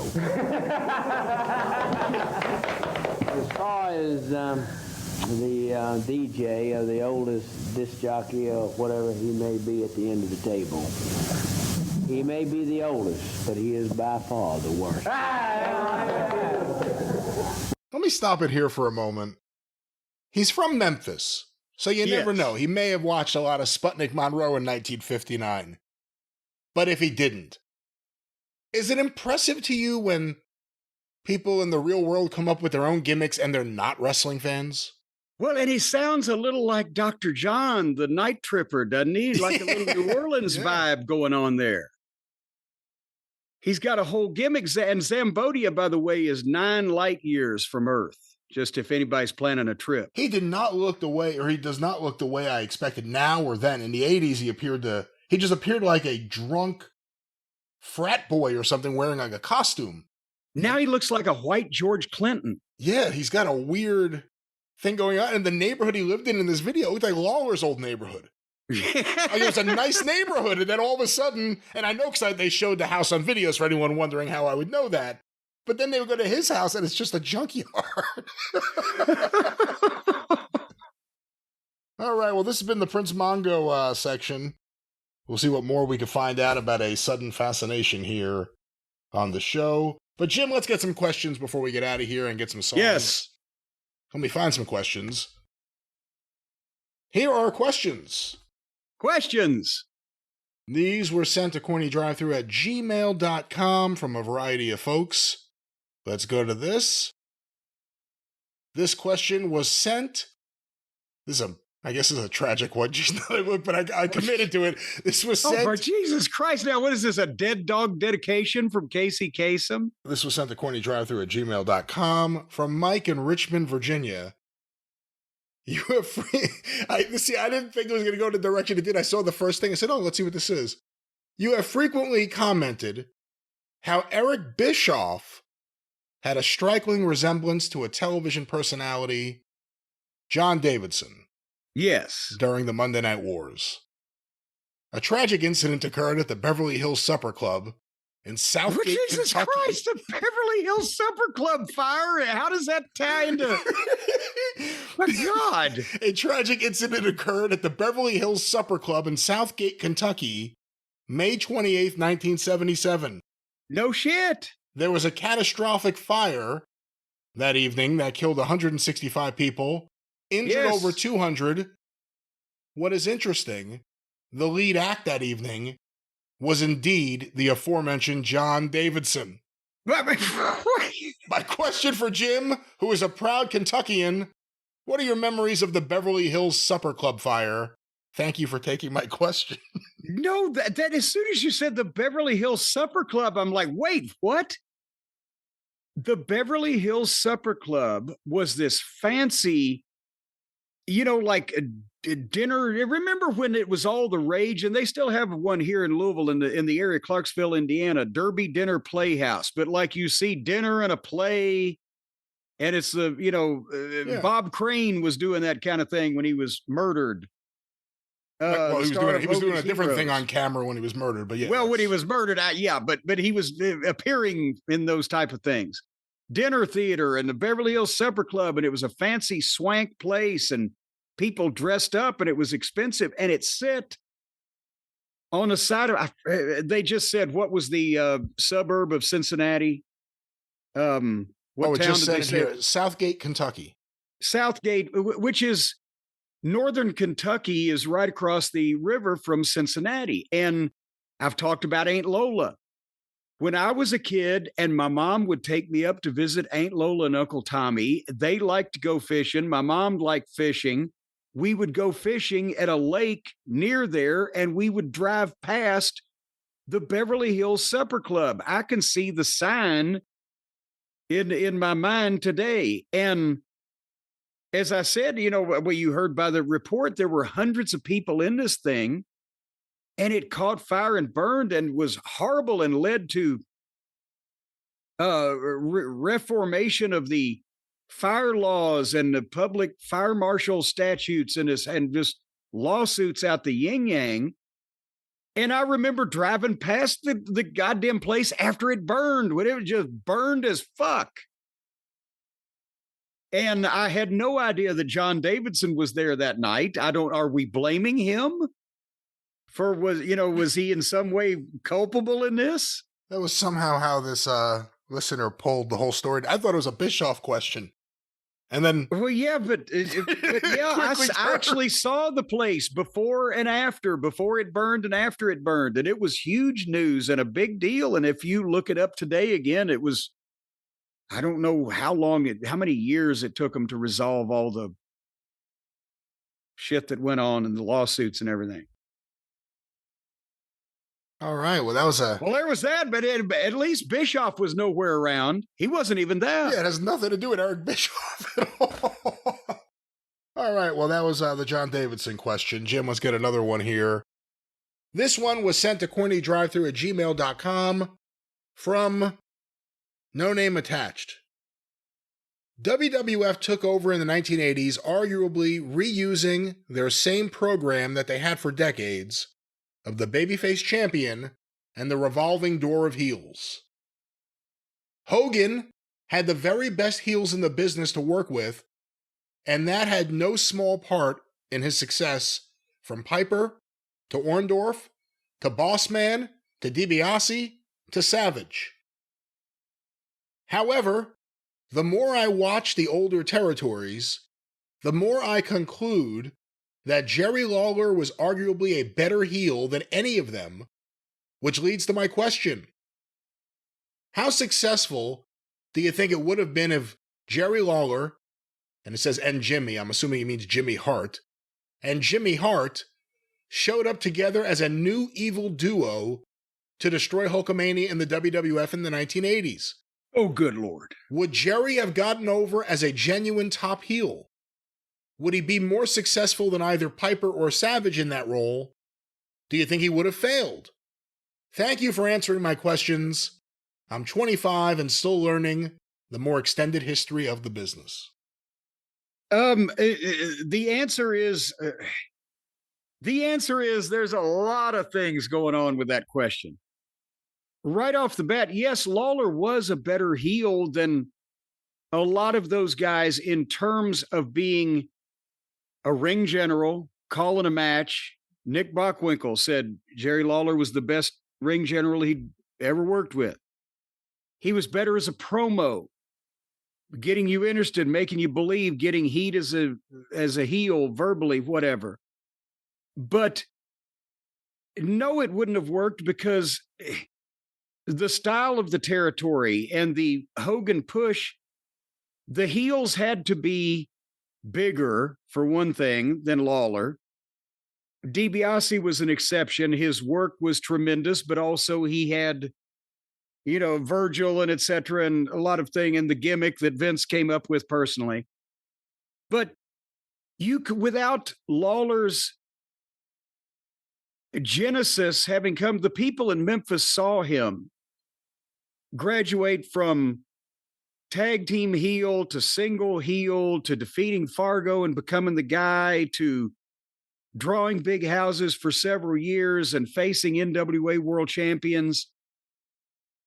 You couldn't have just brought Lawler in 1984 into the WWF, especially the way Vince did things, and just push him for 2 or 3 weeks and people would have bought him against Hogan, or even 2 or 3 months.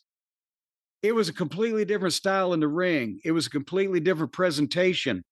That's what Hogan always wanted, and Vince always wanted for him, the Bundys and the Bossmans and the Giants and the, Savage, again, wasn't the biggest guy in the world, but look at that body, and he was intense.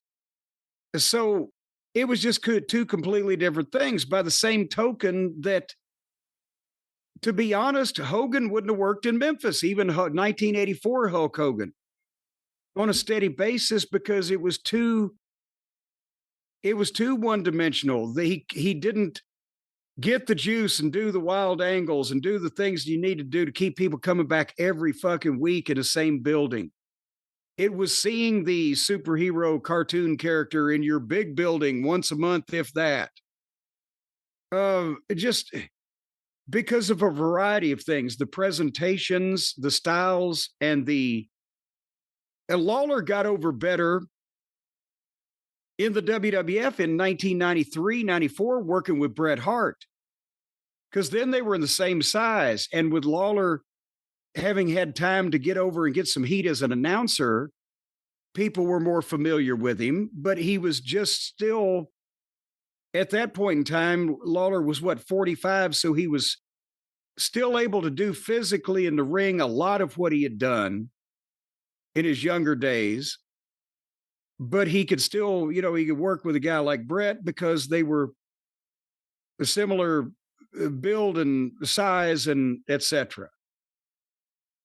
Does that make enough sense, Brian? Have I explained that in any way halfway near coherent fashion?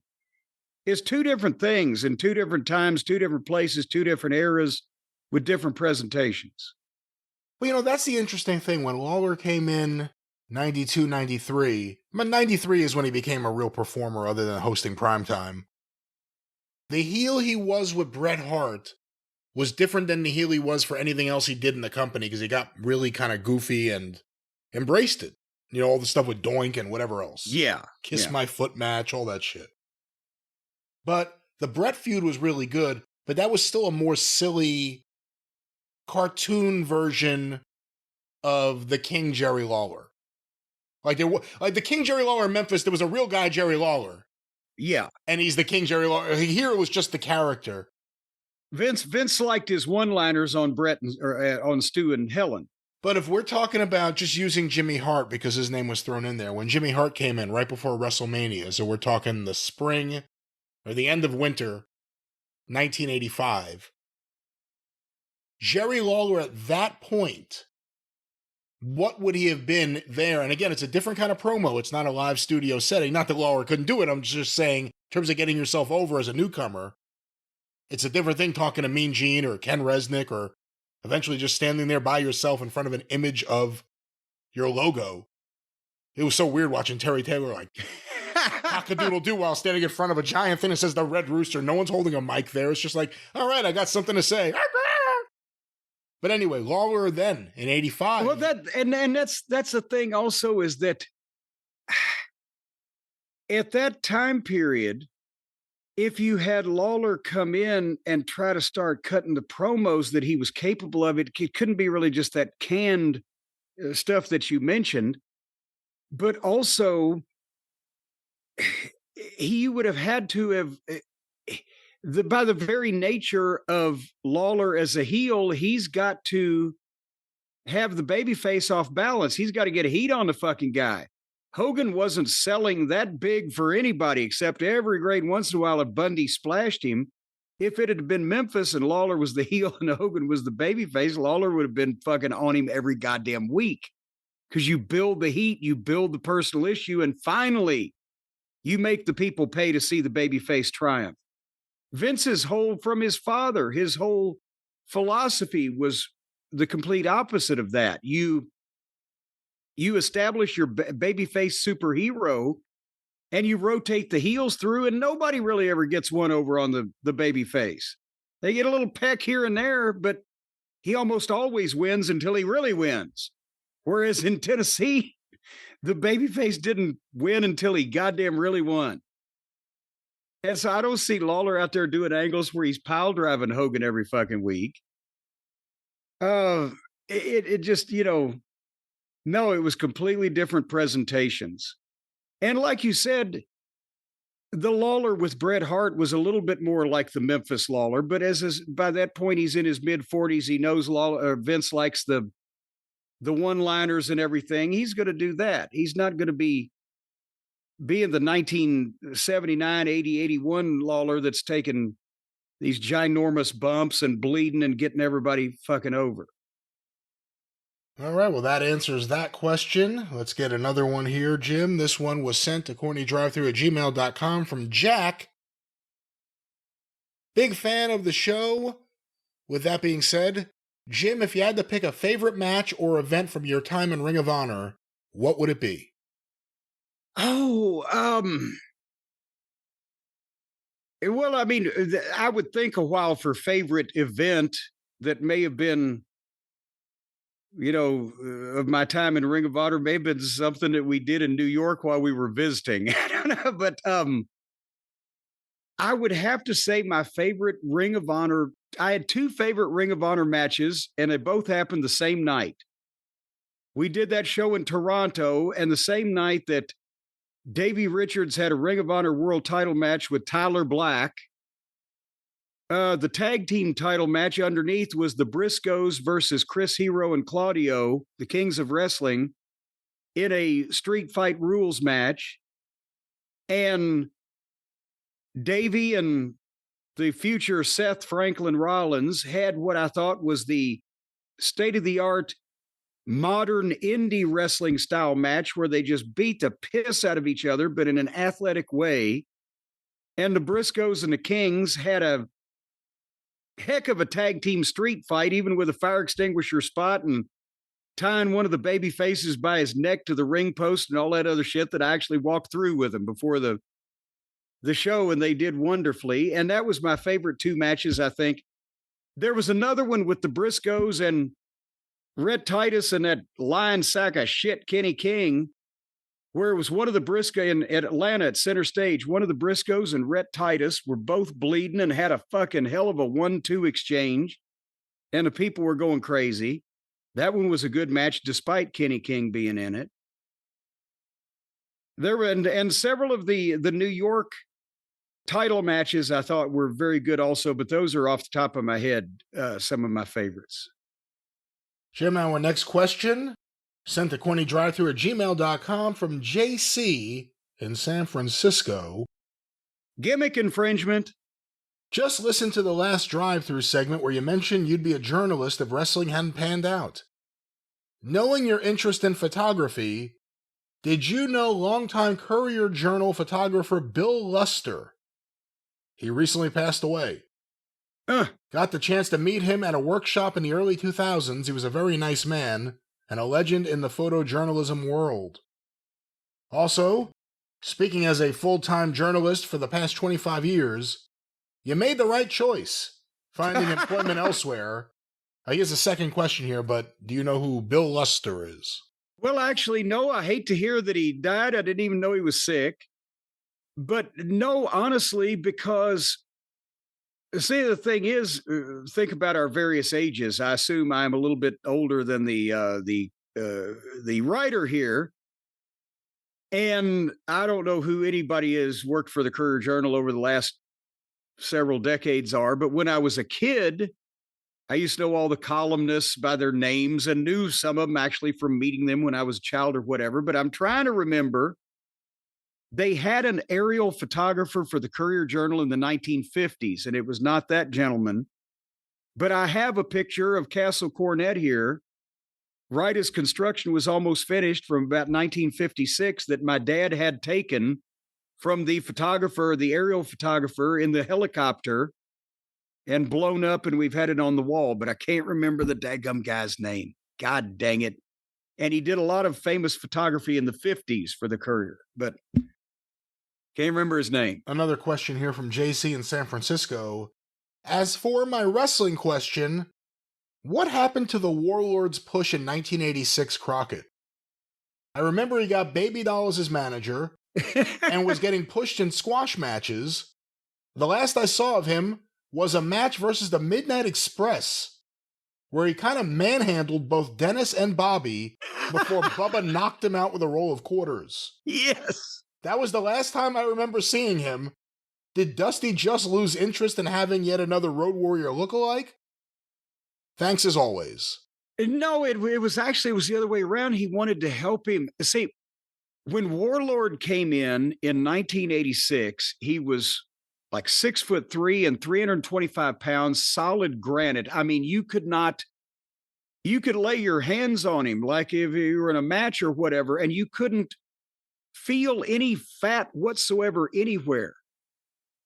And so he was a beast, but he was only 21 years old. And he was another guy from Minnesota that they had, if I remember, Al Blake, Vladimir Pietrov, and Tijo Khan came, all the bodybuilders from Minnesota. But the thing was, he was so green, and it wasn't his fault. He had just started. And I had the thing going with Baby Doll. I had Bubba when Warlord came in with her. We had a deal one night in Greenville, South Carolina, where I was working a little 5-minute match or whatever with Baby Doll. And I rolled out of the ring, and Warlord is supposed to pick me up and like roll me back in. He put his hands underneath my arms and just picked me up bodily off the ground with his arms straight out in front of him. And I weighed 220 then. At that, it was like just picking up a goddamn kitten. And so I can't remember exactly when a decision was made, but didn't they not send him to Kansas City when Crockett bought Kansas City? I don't know for sure they sent him to Florida, but I'm almost positive they sent him to Kansas City, right? Because they wanted him to get more experience outside of the spotlight of the main crew in Charlotte. You've got the Horsemen and the Rock and Roll and all the great workers. So that was a place where he could get a little bit more experience, and that's what he did with Bubba later on. Also, Dusty was sending him these places, and then Warlord eventually was back with Barbarian as a team in the first part of 1988, the Powers of Pain, and they were being pushed until Dusty wanted them to have that scaffold match with the Road Warriors, and they said, well, fuck, it's worth 300 pounds apiece. We're not dropping 25 feet off that scaffold. And they gave notice and went to the WWF to work with, Demolition. Didn't they go up for Demolition, right? Which, because they left the Road Warriors one side and went to work with Demolition on the other side. And it was a weird run because they brought him in as baby faces and then eventually managed by a babyface Baron von Raschke as a hooded manager running out to the ring with them. He had no history in the company. All of a sudden he was doing this. And it didn't really work. Like at times they kind of got a pop, but it wasn't really clicking. And then they did a double turn. And Mr. Fuji, the heel manager of Demolition at the Survivor Series in '88, turned on Demolition to embrace the powers of pain. And then Demolition began their babyface run. And there are very few tag teams as over as Demolition were from like the beginning of '89 through WrestleMania 6. And then they brought the Road Warriors in and turned Demolition heel too early. And it didn't. Think about this especially with the more, the bigger percentage of an audience, of the audience of WWF being kids rather than Crockett. Were those Warlord and Barbarian sympathetic looking baby faces that the kids would like? Those two ugly fuckers. The Warlord is one of the more like a wall, like people I've ever seen in just gigantic and thick. You know, recently I saw some footage of him. I guess it would have been '86 for Crockett with Baby Doll. I think it was '86. And I never thought this before, but now I guess because of how old I am, I was like, man, he was young. Like, I never saw him as a young person. When I was a kid, I just saw, like, he's this giant. He looks like he's out of fucking Game of Thrones. He doesn't look real. He's younger than me. When I was working with him in '86, I had just turned 25, or was just turning 25, and he was still 21 years old. But look, it was just a mountain. And that's another thing they said. Well, he weighed 325 and was built like that when he was 21, 22 years old. They said when he graduated high school, when he was 18, he weighed 185 pounds. That's crazy. Help me. That's crazy. Help me. And he's still out there because every now and then you see photos of like him and the Barbarian at a convention and they're just like, you know, dressed normally, but they have the face paint on. You know? Yeah. They got that look. No, Terry, he's a great guy. Barb, too. I love both those guys. I saw him on a show right before I quit doing shows, and they were just happy as clams. See, Demolition may have been influenced by the Road Warriors, but Powers of Pain were, in my eyes, clearly, hey, let's pretend we have the Road Warriors. Because they look so much like the Road, even if you look at the gear. Yeah. The gear was the same. All right, well, let's get one more question, Jim. That was the Warlord and Bill Luster, and this show is losing its luster by the second. Our final question will go off topic for this one. This was sent to CornyDriveThru@gmail.com. Of course, I just dropped this. I'm dropping all sorts of shit. Fucking. All right. This question, Jim, was sent to CornyDriveThru@gmail.com. Yes. From Casey in Toronto. Hello from Toronto. And thank you for your wonderful weekly episodes. We do 2 of them a week, so which one of them don't you like? My boyfriend John is a longtime fan of you and your work, and recently got me hooked on your podcasts. While we both work in sports, soccer to be specific. I don't know why that got me. While we both work in sports, soccer to be specific, he'd attended wrestling shows since before I was even born in 1988. And even wrote a book. Wait a minute, was he some kind of cradle robber here? What the hell? And even wrote a book called The Top 100 Pro Wrestlers of All Time in 2002. Dark Side of the Ring is basically date night.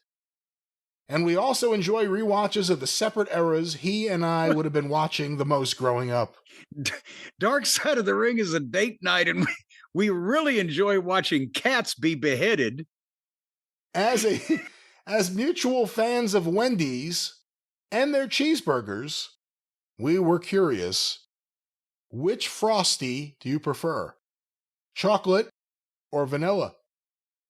John was shocked to learn that there was even a second option for the famous Frosty, to go with burgers, while my nearby Wendy's locations have advertised 2, plus seasonal flavors, like strawberry and raspberry, for quite some time.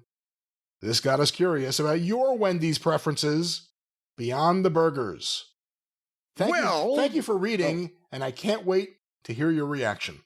Well, it ain't going to be that big. No, originally they only had the chocolate Frosty. And I would have, if I was dining in at a Wendy's, I would often have a chocolate Frosty. But if you're taking it to go either to eat in a hotel room or to eat in the car, you can't do the Frosty, because especially if you're driving, because there's too much going on there. It's going to get everywhere. I've heard. Use a straw. That as of what? Use a straw. What do you mean there's too much going on? It's going to get everywhere. You can't suck a Frosty with a straw. They're too thick. You'll cave the top of your head in. Give it a few minutes. You don't have to go right away. Then if you wait until the Frosty melts, then it's really just fucking chocolate milk, and it's weaker than cat's piss. You need because it's not really a chocolate milkshake per se. It's a Frosty. So it's either just weak ass chocolate milk when it's melted, or it's too thick to suck through a straw, so you have to eat it with a spoon. Hence why you don't do it in the goddamn car. So, and honestly, I've not even had a vanilla one, because I've seen that they've had that option. But since I haven't been doing as much fast food over the last several years as I normally did, and as we've mentioned so many times, Wendy's so disappointed me when they changed all their menus and methods of preparation, and things turned to shit, that now it's just, yeah. But I'll tell you what they ought to bring back, if they were going to bring something back, is the hot apple turnover. Where has they haven't had the hot apple turnover since the early 90s. How about the grilled chicken sandwich? Something for us who just want a grilled chicken sandwich. That was delicious. Well, if you want your fucking grilled chicken sandwich, then go to a goddamn place that grills chicken. What the fuck? That's like a low-fat Twinkie. If you want a healthy option at Wendy's, you've gone to the wrong place to begin with. Seriously? I mean, again, it's the healthiest of the options there. I'm going to go and eat at Wendy's, but I want to be healthy. The kids all want Wendy's. What can I get? Because I'm starving. That isn't You get awful. A goddamn cheeseburger like a normal grilled chicken sandwich tastes good. It tasted really good. Well, it had like arugula or some shit on it. Arugula? It had something on it. I don't know. It was good. And then a sauce. Wendy's really has gone to hell if they're stocking arugula in the thing. Maybe it wasn't arugula, but they got rid of it either way. Well, either spicy or classic. That's your choices, but they're fried is what they are. And their chili is again very thin and disappointing compared to what it should be. But you know what isn't as thin as it used to be? The burgers. Now they're those completely square, artificial looking things that are goddamn, when you get a triple, they don't smash them as many times as they used to. So you get a triple, you can't hardly open your mouth up to get around it, but they're only half of the area size they used to be, because they used to have irregular edges and little crispy bits when they were smashed on the grill. But now it's just a goddamn prearranged patty set down there and heated in some mystery fashion. And don't even get me started on when they changed the pickles. But also the fries suck. Fuck your fucking sea salt and your goddamn, and some of the peel is still on them. Yeah, it's a thing now. It tastes like some of the dirt they were buried in is still on them too. All right. We want the good, big, thick, golden brown, non-peeled, nice and salty, crispy fries you used to have 20 fucking years ago. Assholes. Well, I guess there's a reason they changed it. Obviously, and they took out the Tiffany lamps out of the dining rooms they had in the 70s. The Wendy's old-fashioned, it tasted better when you were sitting at a table with old-fashioned newspaper covering the table. Then you had Tiffany lamps. Wow. You felt like you were a goddamn snazzy place. It was society with Tiffany lamps. I never knew that version of Wendy's. Place. You're blowing my mind. I didn't know they had Tiffany lamps. They had the carpeting, and they had the old-fashioned Tiffany lamps over the tables so that it looked like an old-fashioned kind of billiard parlor type of thing, and brass rails, and it was Wendy's old-fashioned hamburgers. And you were stepping back in time to the Waldorf Astoria. Now you're some goddamn holding cell in the hood when you walk in. It's sterile and all clean and modern. Well, I say it's clean and modern. They don't clean the places anymore. There's no decorations. That's the way it's clean. But there's a bunch of goddamn ketchup packets and fucking napkins laying everywhere on the floor because people are pigs these days. You used to go into Wendy's and have a good goddamn dining experience. And if you did take it out, well, when you took it down and you looked at the bottom of the bag, there was grease coming through the bottom of the bag, so you knew you were in for good eating. Now it's so dry, you got to eat it in the fucking rain. Wendy should do that. It would actually probably make money if they opened like a few select locations as the original store. With the original look. Go back and Google what they used to look like before they all went to shit. Wendy's 1970s. I'm telling you, it was an event to go to a place like that. See, we didn't get a Wendy's out by me in Long Beach until like the mid 90s. So good heavens. Good heavens. Okay. You know, the greatest. Yeah. See there, and the best Wendy's that existed in the United States of America was in Middlesboro, Kentucky, right on the fucking state line of Tennessee as we would go up Highway 23 on the way to our Eastern Kentucky shows. That I looked forward to it. I starved myself to train for it. Every time I drove by that Wendy's, I was going to, they went against corporate. And at one time they had those big, what do they call them? The big buns. The big fluffy buns like you have to get from a bakery. There's a special term for those buns. What is it, Brian? You know your cross breads. buns. No. But anyway, they were almost not a sourdough, but they had extra juiced up special fluffy buns that they toasted carefully at that location that you didn't get at any other Wendy's. And the order was always perfect. And it was always hot and juicy, and the fries were always fresh. But nowhere else. Chicago couldn't do it. Columbus, Ohio couldn't even do it. But goddamn Middlesboro, Kentucky could do it. Apparently, according to this, the very first location, Columbus, Ohio, that's where the very first Wendy's was. It closed there in 2007. But the flagship store is in Dublin, Ohio, and if you go there, there is a museum dining room, which looks like the classic dining room. It's right next to the modern dining room. You know, if Bobby Davis was still around, he would be ashamed at the way they've changed their menu and their preparation MOs and everything. You know, not that it's the same thing. And again, McDonald's is McDonald's. But my kids wanted me to take them to McDonald's like sometime within the last year we went. It must have been like last summer because it was nice out, I remember.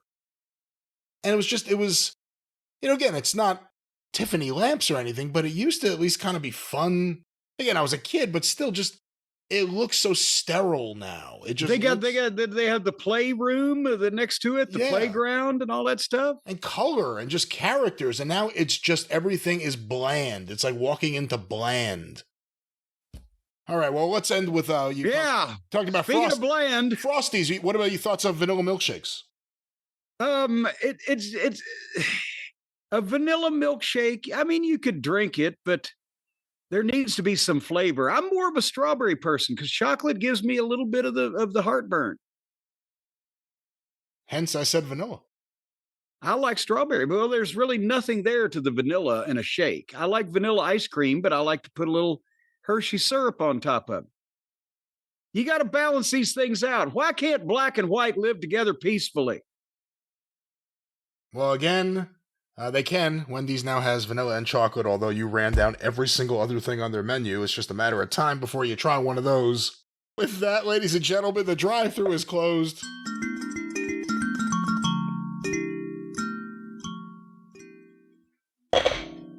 All right. Oh! All right. Magically, we will return in a few days on the Jim Cornette Experience, wherever you find your favorite podcast. One of these shows, and it was going to be today, but we did a lot of stuff. We're going to start the WWE roster review, so stay tuned. Of course, the Jim Cornette Experience at next week, right here on the drive-thru. Go through the archive, patreon.com/Cornette, $5 a month. Get you access to the archive going back to 2013. Patreon.com/Cornette. youtube.com/Cornette. The official Jim Cornette YouTube channel, just go to YouTube, search for Jim Cornette. It'll come right up. Full episodes, clips of the episodes, omnibus collections, all with the very popular Travis Heckel artwork. The official Jim Cornette YouTube channel. Cornette's Collectibles at JimCornette.com. What's going on, Jim?